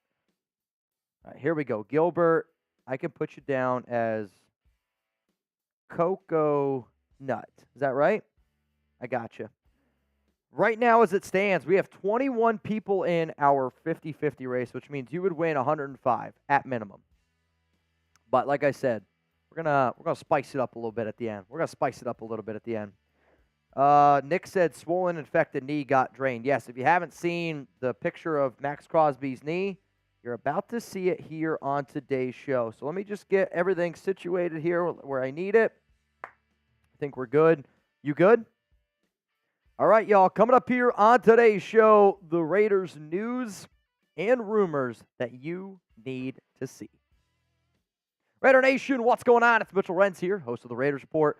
And coming up on today's show, I got the latest Raiders news and rumors. If you're looking for an update around Maxx Crosby, the latest odds on Antonio Pierce, and a insane tweet from Vincent Bonsignore at the very end of the show, you're in the right spot. Shout out to today's sponsor, HexClad. And if you're trying to elevate your cooking game, especially during the holidays, HexClad's the #1 place that you need to go to. Go to hexclad.com/chatsports for 10% off. That link's going to be available to you all down in the comments and in the description of today's show. So coming up here on the Raiders Report, I have the picture, the latest on Maxx Crosby, his knee. If you don't know what this guy had to go through to play against Kansas City, it's going to blow your freaking mind. And then what are the odds that Antonio Pierce is going to be the Raiders head coach? That's all coming up right now. Let's first, though, talk about number 98. Show him some love. Spam 98 down below because he was doubtful to play against the Kansas City Chiefs with the knee injury. And one of my sources close to me said that Crosby was dealing with the flu all week, not knowing that it really wasn't the flu. He was literally sick from his knee injury. So basically what happened was he had a whole bunch of fluid build up in his knee. He ended up getting that drained. When he got that drained, the test ended up coming back because the fluid that was in his knee was packed with a bunch of bacteria. So then the hospital called and said, bro, that knee, it's not only injured, you got a lot of junk in there, which made Crosby felt like absolute crap. So on his podcast, this is what Crosby had to say. It was blowing up like a balloon. I woke up the next morning and almost passed out. I felt like I was dying. I was literally bedridden. I couldn't move. So the best picture that I could find of Maxx Crosby's knee was this one. And I mean, as you guys can see, like, this is his normal knee. That's not normal. That is a balloon if I've ever seen one for a knee. Like, not only was it super swollen and needed to get drained, there was also the bacteria, which then caused him to get sick, which was the reason why it was really, really scary and the reason why they didn't know if he was going to be out there. Dude was in the hospital just a few days before he went out there and brought down Patrick Mahomes. This is also what number 98 had to say. I had to go through all these requirements and show them that I could do anything. I told them I would do anything I can. I want to play. I mean, he's never missed a game in his NFL career, and going up against the biggest rival you got, you knew that Crosby was going to do everything that he possibly could to get out there on the field. That's why I said Maxx Crosby is simply different. Maxx Crosby is everything, the definition of what being a true Raider is. And I know this right now. If I had a kid, I would tell my kid, hey, man, look at what Maxx Crosby does on a daily basis. That's a player to just model your entire game off of. That's a guy that you model what you do on a daily basis off of, because Crosby was the first player since 2020 to play despite being listed as doubtful. He played in 49 of 60 defensive snaps, and Crosby played before a bye week, which usually if there's like dealing with the type of injury, sometimes you sit out, but no, Crosby said, I'm not sitting out. So let me just say this very simple. Don't do it for me. Maxx Crosby is my favorite Raiders player because Crosby is what I think of is the epitome of what being a Raider is. Commitment to excellence. No days off. The definition. Dude literally got it tatted on his skin. If you don't show Maxx Crosby some love, I'm just going to point this point blank simple. Shame on you. Now, the bad news, or bad-ish news, I should say, around Crosby is in that podcast, he did mention that his knee is going to have to be addressed in the offseason, which, according to a source close to me, it's going to be a cleanup. So you're going to see it. It's going to happen in the offseason. Maxx Crosby is going to have to get some sort of cleanup on his knee. They're going to have to figure out what's maybe going on there to the extra level, but he's going to do it in the offseason. So he might not be 100% healthy for the rest of the season, but I'll take a 95% healthy Maxx Crosby over a lot of players. And I should also mention this. The fact that he's doing what he's doing, the fact that he's playing in the amount of snaps that he's doing, I wish the Raiders were better, and I feel like I say it every year, because the fact that he's not in the running for Defensive Player of the Year, it's shameful. Coming up next here on the Raiders Report, I have the latest coaching odds around Antonio Pierce, and it's not like the typical coaching odds that we show here on the show. It's more of a interim head coaching standpoint. I saw an article put out there by The Athletic, so what I did is give my spin, give my opinion on a lot of the numbers that they released in a recent article. But like I said at the top of the show, shout out to today's sponsor, HexClad, man. For people who watch this show a lot, you'll know that Jeremy Chugs and I, we love to cook and we love to eat. And if there are any guys out there that, you know, you're going to have to prepare your Christmas Day meal, your Hanukkah Day meal, whatever it is, I want you to elevate your cooking game during the holidays by going to hexclad.com/chatsports. So HexClad has revolutionized the cookware industry with a hybrid pan that gives you all the convenience and cleanup of non-stick, the versatility of your grandma's cast iron, and a lifetime warranty just in case you find a way to destroy them. Raider Nation, go to hexclad.com/chatsports for 10% off. HexClad truly checks every single box when it comes to picking your cookware. They are metal utensil safe, dishwasher safe, and oven safe up to 500 degrees. But hey, you know, if you don't want to take my word for it because you're like, Mitch, I don't know how good of a cook you are. There's a guy, his name's Gordon Ramsay, and it's been on Chugs and I's bucket list to go out when we go to Las Vegas to get some of Gordon Ramsay's food. And personally, to me, if Ramsay's going to recommend it, I don't know if I have this quote on him, but I believe if Gordon Ramsay was up here right now, looking me dead in the eyes, he would say, anybody that doesn't use HexClad is an idiot sandwich. Now, that's a made-up quote by me, but here's an actual quote around Gordon Ramsay and how much he freaking loves HexClad. And if you're looking to get that perfect sear, if you're looking to get that perfect cook, this is what Ramsay had to say. The sear I can get with these pans is incredible. With absolutely no stick, the temperature control is utter perfection, and the cleanup is effortless. I love using HexClad at home. So they're also the sexiest pans on the market. Score points at home. It's time to stop ordering delivery food and start cooking like a big boy with HexClad. Real cuisine isn't made in the microwave. It's cooked in a HexClad. For a limited time, get 10% off with our special link, HexClad.com/chatsports. That's 10% off at HexClad.com/chatsports. And I got to be real with y'all. I can't call a pan sexy unless I actually show it to you up here on screen. I mean this. This is a sexy pan, and Chugs is whispering in my ear, you should put that on your OnlyPans. I should put this on my OnlyPans. This is the type of content that the nation comes here for. Raiders, also cooking tips. Shout out to HexClad for sponsoring the show. All right, coming up here, Antonio Pierce coaching odds. And again, it's not your typical odds. It's more of looking back at history. And we're going to hop into that time machine, and we're going to go back and look at all the interim head coaches since 2000. Before I show you that, though, I got a question for you, okay? Do you want Antonio Pierce to be the Raiders head coach next season? I want you to type yes, or I want you to type no. The number one question that I want you to answer from today's show is this one. Because unfortunately, for a lot of the people that are saying yes, if you're a believer in history or you go back and you look at history, point blank simple, if you answered yes, history is definitely not on your side, and it's not on Antonio Pierce's side because, well, I don't know if it's going to be the right move to do. So in terms of Antonio Pierce, this is what he had to say back on November 1st when he got introduced after the Raiders fired Josh McDaniels. It said, "This is a great opportunity for myself. I am humbled, I am honored, and I don't take it lightly. I am sure there will be questions about why, how. This will all get answered, but this is about the players, this is about the Raiders, this is about this organization." Then Antonio Pierce on November 27th, after a 2-2 start, said, "I've got 5 weeks to get it right.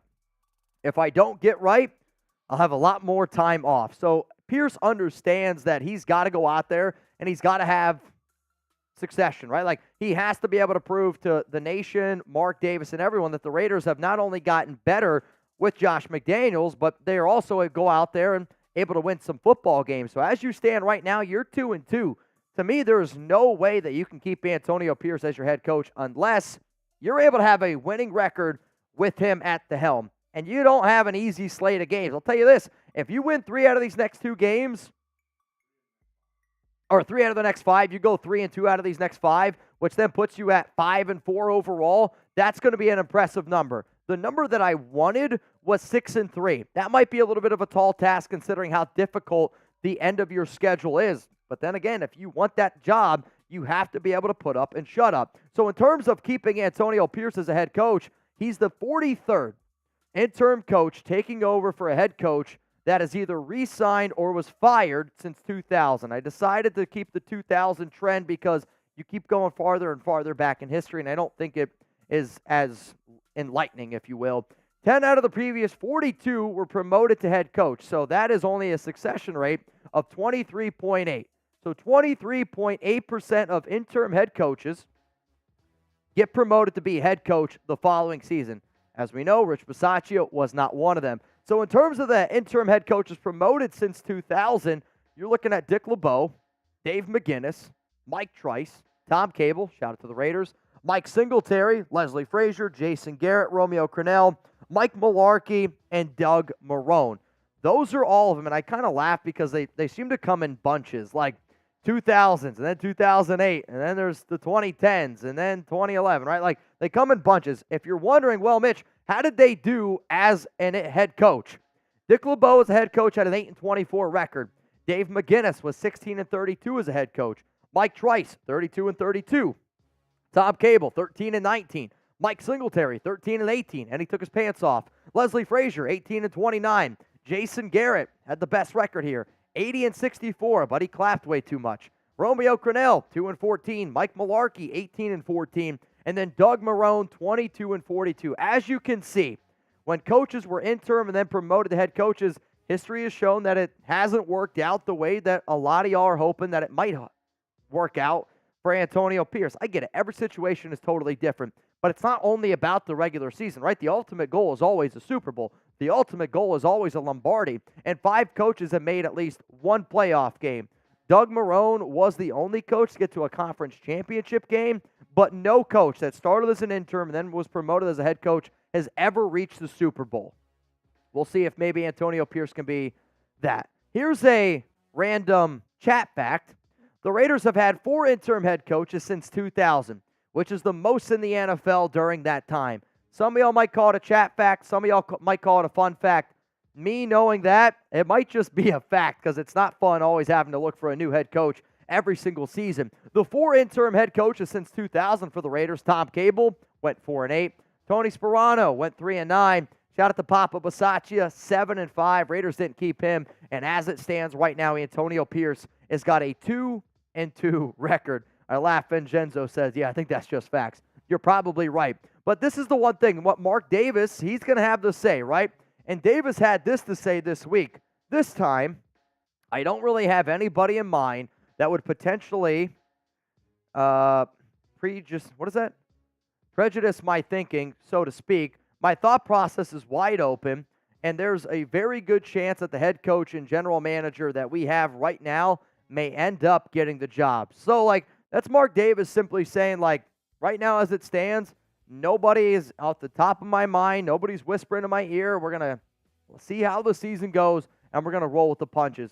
If I could get one favor, Mark, I would rather you ask me and the nation instead of whoever the hell told you to go hire Josh McDaniels and Dave Ziegler, because if only you would have listened. Maybe, Mark, and to everyone out there, you can watch this video here. I got some Josh McDaniels replacements in terms of some of the top candidates from an offensive mind and a defensive mind to be the next Raiders head coach. I want to say that there's 11 names listed in this video. And if you want to go check out our top GM candidates video, because if Mark's saying that, hey, I don't really have anybody off the top of my mind, my job here on the Raiders Report is to give my opinion. My job here on the Raiders Report is to give you what I think is best for this team. And the best part about having a YouTube show that has been around as long as us, I know this for a cold, hard fact. If the Raiders would have listened to everything that we have recommended on here, from draft, free agency, coaching, hiring, we'd be in a much better situation than what we are in now. But I do think brighter days are ahead. I will end this show with this because, as always, if anybody wants to give me a follow on IG, Twitter, I'm at Mitchell Renz 365. Vincent Bonsignore sent out this puppy on November 28th that said, hearing a name to keep an eye on when the Raiders go through their head coaching search process, former Stanford head coach and former Raiders assistant coach David Shaw. I replied to this tweet simply saying that I'm hoping that this one came from Carissa Thompson because it makes no sense for the Raiders to add David Shaw. I'll also say that I've been doing this show long enough, and here's the thing. Every time, and I mean every time the Raiders are looking for a new head coach, David Shaw's name comes up. If the Raiders hire David Shaw, I'm going to be one ticked off dude because it makes absolutely positively zero sense for the Raiders to bring in David Shaw. All right, y'all. Who's the third best quarterback in the draft? Are you asking this because we talked about Caleb Williams and Drake May earlier and them not falling? Yeah. Or do you think it's Caleb Williams and Drake May? I bet you some people do. Ooh. I bet you some people do. No doubt. Yeah. No doubt. I bet you there's some people out there. Yeah, I don't think anybody wants David Shaw. It doesn't make any sense to me. Doesn't make any sense why anybody would want Shaw. Third best quarterback in the draft. Shaw? Nah. That was bad. That was worse than my waffles. That was worse than that joke. Blue. Have you ever had hollow waffles, though? Yeah. You never had hollow waffles? Dude, they're hollow good. Have you ever had duck sausage? Yeah? What? Are you a fan of Famunda cheese? You've never had breakfast duck sausage. Well, all right, Isaiah. Isaiah says Jaden Daniels. Cloud says Drake May. Penix Jr. from Taino. Penix or Daniels from El Loco. Penix Jr. from Rick. Jaden Daniels from Abel. Again, for me, the third best quarterback in this year's draft, as it stands right now, is Michael Penix Jr. Though a lot of people are high on Penix. The more and more I watch Jaden Daniels, the more and more I'm starting to like him. The thing that scares me the most about Penix that doesn't get mentioned is his injury history. He's got a lot of red flags from the injury history. Penix has been hurt a lot. I think Jaden Daniels is I'm like, number one for me is clearly Drake May. Number two is Caleb Williams. And then it's like 3A and 3B with Penix Jr. and Jaden Daniels. And then it's a huge tear drop off for me. Mr. Penix was my dad. You can just call me Phoenix. Oh, boy. Brandon Jasper is going to go with Jaden Daniels. Nico Laz, I love me some Phoenix. Hey, you said it, not me. All right, y'all. I think the way that we're going to end today's show is I'm going to refresh my phone one more time. We got a duck race here to do. And right now, as it stands, we have 21 people in, which means winner would get $105. But And I have it. Also, if this is going to sweeten it just a little bit, I'm listening. this is a race we've never done before on the show. A race we've never done. Never, ever. Ever. Okay. Interesting. I'm going to add, we're at what, 105? How about this? Let's let our hair down here a little bit. Well, $20? Yeah, we could do more than that. Cody just put in 10. Why don't we do 50? Let's do 50. I'm down. We're going to add 50 right now to the pot. So 50 just got added to the pot. So right now, you'd send in 10, you'd have a chance to win $155. 10 to win, 155 is what it's at right now. And Cody, you in. Cody Lowry, in. Sergio wants to make sure that he got in. Rick Aguilar, in. Do you see Sergio? Sergio Torres, in. He was Sergio. the 17th person to get it in. Rufio. All right, who else here? Bangarang. Abel Belloso, in. Eric Mitchell, in. Oh, the great Tuna wants 2 extras. Tuna, in. William Hugh, you in. According to Jordan Schultz, barring a miracle, Brandon Staley will be fired. Husker Raider, you in. You fired. Tony Garcia, in. Nico Laz, in. Let me refresh my phone again here. Oh, boy. I want to say Demetrius Lopez. I have a proposition, Mitch, as well. Raider fan for life, in. I'm listening. What do you got for me? Since we're putting in $50, Okay. I know there's not everybody in the chat Okay. has joined a duck race before. Yeah. So I'm going to give 2 people the opportunity to jump in for $1 if they've never joined a duck race before ever. I was going to say, I can't pick someone from the chat because I don't know how I'd send them the money. No, they'll have to send you $1. $1. How do you find? So if So you, who? That's all I'm going to ask. Who's never done a duck race before? And Okay. we'll be able to know because Mitch has your Venmo Correct. history, so don't lie. Yeah, it'll be pretty easy. All I got to do is click on your name. But type me if you've never done a duck race before and you want to try today for a low entry fee. I'm in. I think it's kind of a cool idea. Because right now, we have 33. Who's never been in before? And like I said, we'll have your Venmo history, so if you've been in before, we'll be able to know. Yeah, right now, the winner, if you put in 10, or the 2 people putting in 1, you'd have a chance to win. So I want to say, I see Anthony Perez and Ronnie Smith. okay, Anthony Perez and Ronnie Smith, those 2 guys. $1. You have a chance to enter for $1. Add Mitch as a friend right now at Mitchell Renz 365 if you want to enter in for your very first duck race ever. So How electric would it be? Right now, you'd win $215. That's what we're giving away today. $215 right now, as it stands. I like it, Chugs. I'll give you guys here a few seconds to get it in. So, a few minutes. Yeah, Ronnie Smith, Anthony Perez. If y'all are telling the truth, we'll be able to tell with your Venmo history. Yep. If you want to get in, Anthony Perez or Ronnie Smith, add Mitchell Renz. Add at Mitchell Renz 365 on Venmo. $1 entry fee for those 2 people because they've never been in a duck race before. Steven. All right, we got a few more people that are in right now. want to say 2 more just got in. Steven, I wish I could pronounce your last name. I can't even do it. Arslane, I'm just going to call you that, Steven. I'm sorry. Renato Blandon in. Timothy Acker in. So right now we're at 36. So winner would get $230. Oh wait a minute. Wait a minute here.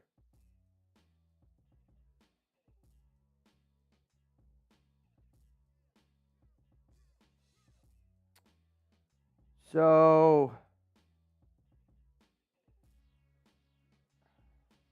Cody Lowry just sent me $1 and said put in pigs, but here's the problem, Cody. I can't pay him if he wins. That's the problem. I don't have pigs. Yeah, that's why I said they have to send in $1 Venmo, so we'll have their Venmo as well. That's the only way we'll be able to send it to you. All right, so who are the 2 names that you said? I said Anthony Perez and Ronnie Smith. Okay, so Anthony Perez is in. And you can see his Venmo history. First time ever Venmoer. To me. Yes. That is correct. Anthony Perez, you in. And then let me double check here with Ronnie Smith. In. And all right, we got Ronnie Smith. However, I'm going to allow it. If it's your first time that you've ever gotten in, I see these are going to be the last 2 that I do. Jesse Jennings sent me 1. Duck race first time. I'm going to add Jesse Jennings. And I'm going to add, if Emerson Sadler is also a first-timer, which I believe it is. And then Emerson Sadler. Okay. No more $1 No entries. more $1. No more $1 entries. Because that, basically, we're covering your entry with the $50 that we're throwing in. Robin Charles Morrison in. All right, so that means we have 41 people in. So 205 plus 50, 255. 255. 255 in right now would be the winner. 10 to win, 255. It's pretty good. Pretty good, Chugs. Okay, let me see one more here. Nick said, Dogecoin, I got a lot of it. I also have some Kohl's cash. Also, actually, it's funny. The other day I was going through my pockets and I found about 10 Shroot bucks. And then the great tuna. 2 more. A couple super chats right before we get going. Sounds good to me. Brandon Jasper, Mount Radermore. If we get Sue, Kristen will actually watch games. I mean, if that's the truth then, Brandon, I'm going to hope for your sake. Aggressive. She's probably a big Amir Abdullah fan, though, no? Put in my duck as Master Raider, Angel C. All right, here, Angel C. When did you send it in? Kobe. Oh, all right. You want it as... He wanted it as what? Aggressive Master Raider? Yeah. Okay. The other Stephen A. said his last name pronounced Arslanian. Arslanian. I appreciate that, because I'll tell you this, it's not spelled like that. All right. You put it in there, Arslanian. Yeah. I think you could have given me 100 guesses. I don't think I'm getting that. All right, Mitch, go ahead and send me the names. Let me get this set up. We're going to do the duck race, and then we're going to get the F out of here. Brian. Final call, y'all. Brian Folsom. Scott Eckert. So right now you would win $280. 10 to win 280. 10 to win 280. All right, let me help out here real quick. I got to do this, got to do that, copy that, TV, bang. Bye. All right, so 46 names in this race here. Winner's going to get $280. Winner's going to get $280. Good luck. If we can get 4 more people in, it's an even 300. I know. Why not? I know. I hear you. Just saying. Just saying. Good luck to everyone, man. Arslanian. Yeah, I mean, that's a hell of a last name. I'll tell you that right now. Rebel. It's going to get in.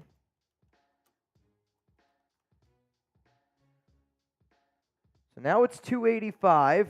Luis Rod makes it 290 to the winner. Final call. Do we just hold out for 2 more? Final call. I don't know. I keep refreshing, but our Wi-Fi is so bad here, I can't tell if we're getting anything. I think we do the race. Let's run it. Winner gets 290. Winner is going to get 290. All right, so you said it's a race we've never done before? Mm-hmm. Okay. You ready? I'm curious. Yep. All right, here we go. Oh, all right, I like it. I'm in the holiday mood, y'all. I'm in the holiday mood. All right, so whoever Santa comes in first place, you will get $290 Venmo to you. You ready? I just refreshed. I got nothing. So if you send anything in at this point, it's going to go to Chuck's Toy Fund. Here we go, starting in 3, 2, 1. Let's get it going. Winner. Holy shit. It's going to get $290. And out to an early start, it's Brandon Folsom. Brian, yikes. Down there on the bottom, all I see is tuna up there. I see a lovely bunch of coconuts starting to follow in place. I mean, this might be the most Santas ever in one area. I mean, this kind of reminds me of the movie I watched the other day, Violent Night. It's kind of funny, I'm not going to lie. If you want to watch it, it's a good spin on a holiday Christmas movie. But here we go. Again, Brian out there to the lead, I want to say. I mean, both of his. Oh, wait, the other Brian said, you know what, I'm backing out of this one. Where's Nico? See, Nico, you never know. Watch out for Mitchell. Watch out for the great tuna. Pulling up here a little bit. Rick Aguilar's got the lead. Is Rick going to be able to hang on? Is Rick going to be able to hang on? Wait, Eric Mitchell from the back. Luis.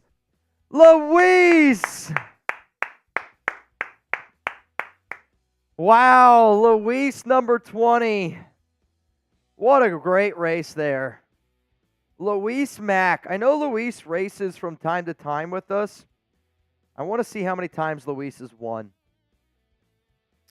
All right, so here's the thing. Luis has gone 1, 2, 3, 4, 5, 6, 7, 8 races. His very first win. Luis now is playing with house money. So Luis has put in 50, 60, 80, 90, 100, $120 in these duck races. Well, guess what, Luis? You're about to get 290. Slay. I'm just going to write slay. Luis, if you could do me a solid. Luis, if you could do me a solid, confirm down below that I just sent you $290 if you could do that. Dude, that's sick, man. Luis, let me know that you just received $290, and once we get that, then I'll let you all enjoy the rest of your night. Luis, Raider Nation for life, everyone, love y'all. Shout out to him. Abel said, my Santa stayed home eating cookies. Yeah, unfortunately, Abel, sometimes, we were actually talking about this earlier today. It's one of the things that I wish that they would do a better job of in the races, because sometimes, like, as soon as it starts, there's like, you got it? Awesome. Good stuff there, man. But sometimes, like, you don't even get to see your Santa or your duck because they just get put behind. There's obviously a lot of names in there. It is what it is, but I'm with Flub. All I want is a Raiders win. All right, guys. Chugs and I are getting the hell out of here. The next time that you will see us will be on Thursday. Little Cowboys, Seahawks. Oh, Luis has won a bunch. Luis also has played just as much as Nico, probably. But everybody, enjoy the rest of your night. Tacos on Luis? You mean like he's going to buy them or you're eating tacos off him? Either way, both sound pretty good. All right, y'all. I'll see you guys on Thursday. A little Cowboys Seahawks Thursday night football action. It's going to be Thirsty Thursday. We're going to get turned up. Have a hell of a night. Appreciate all y'all as always. And go Raiders.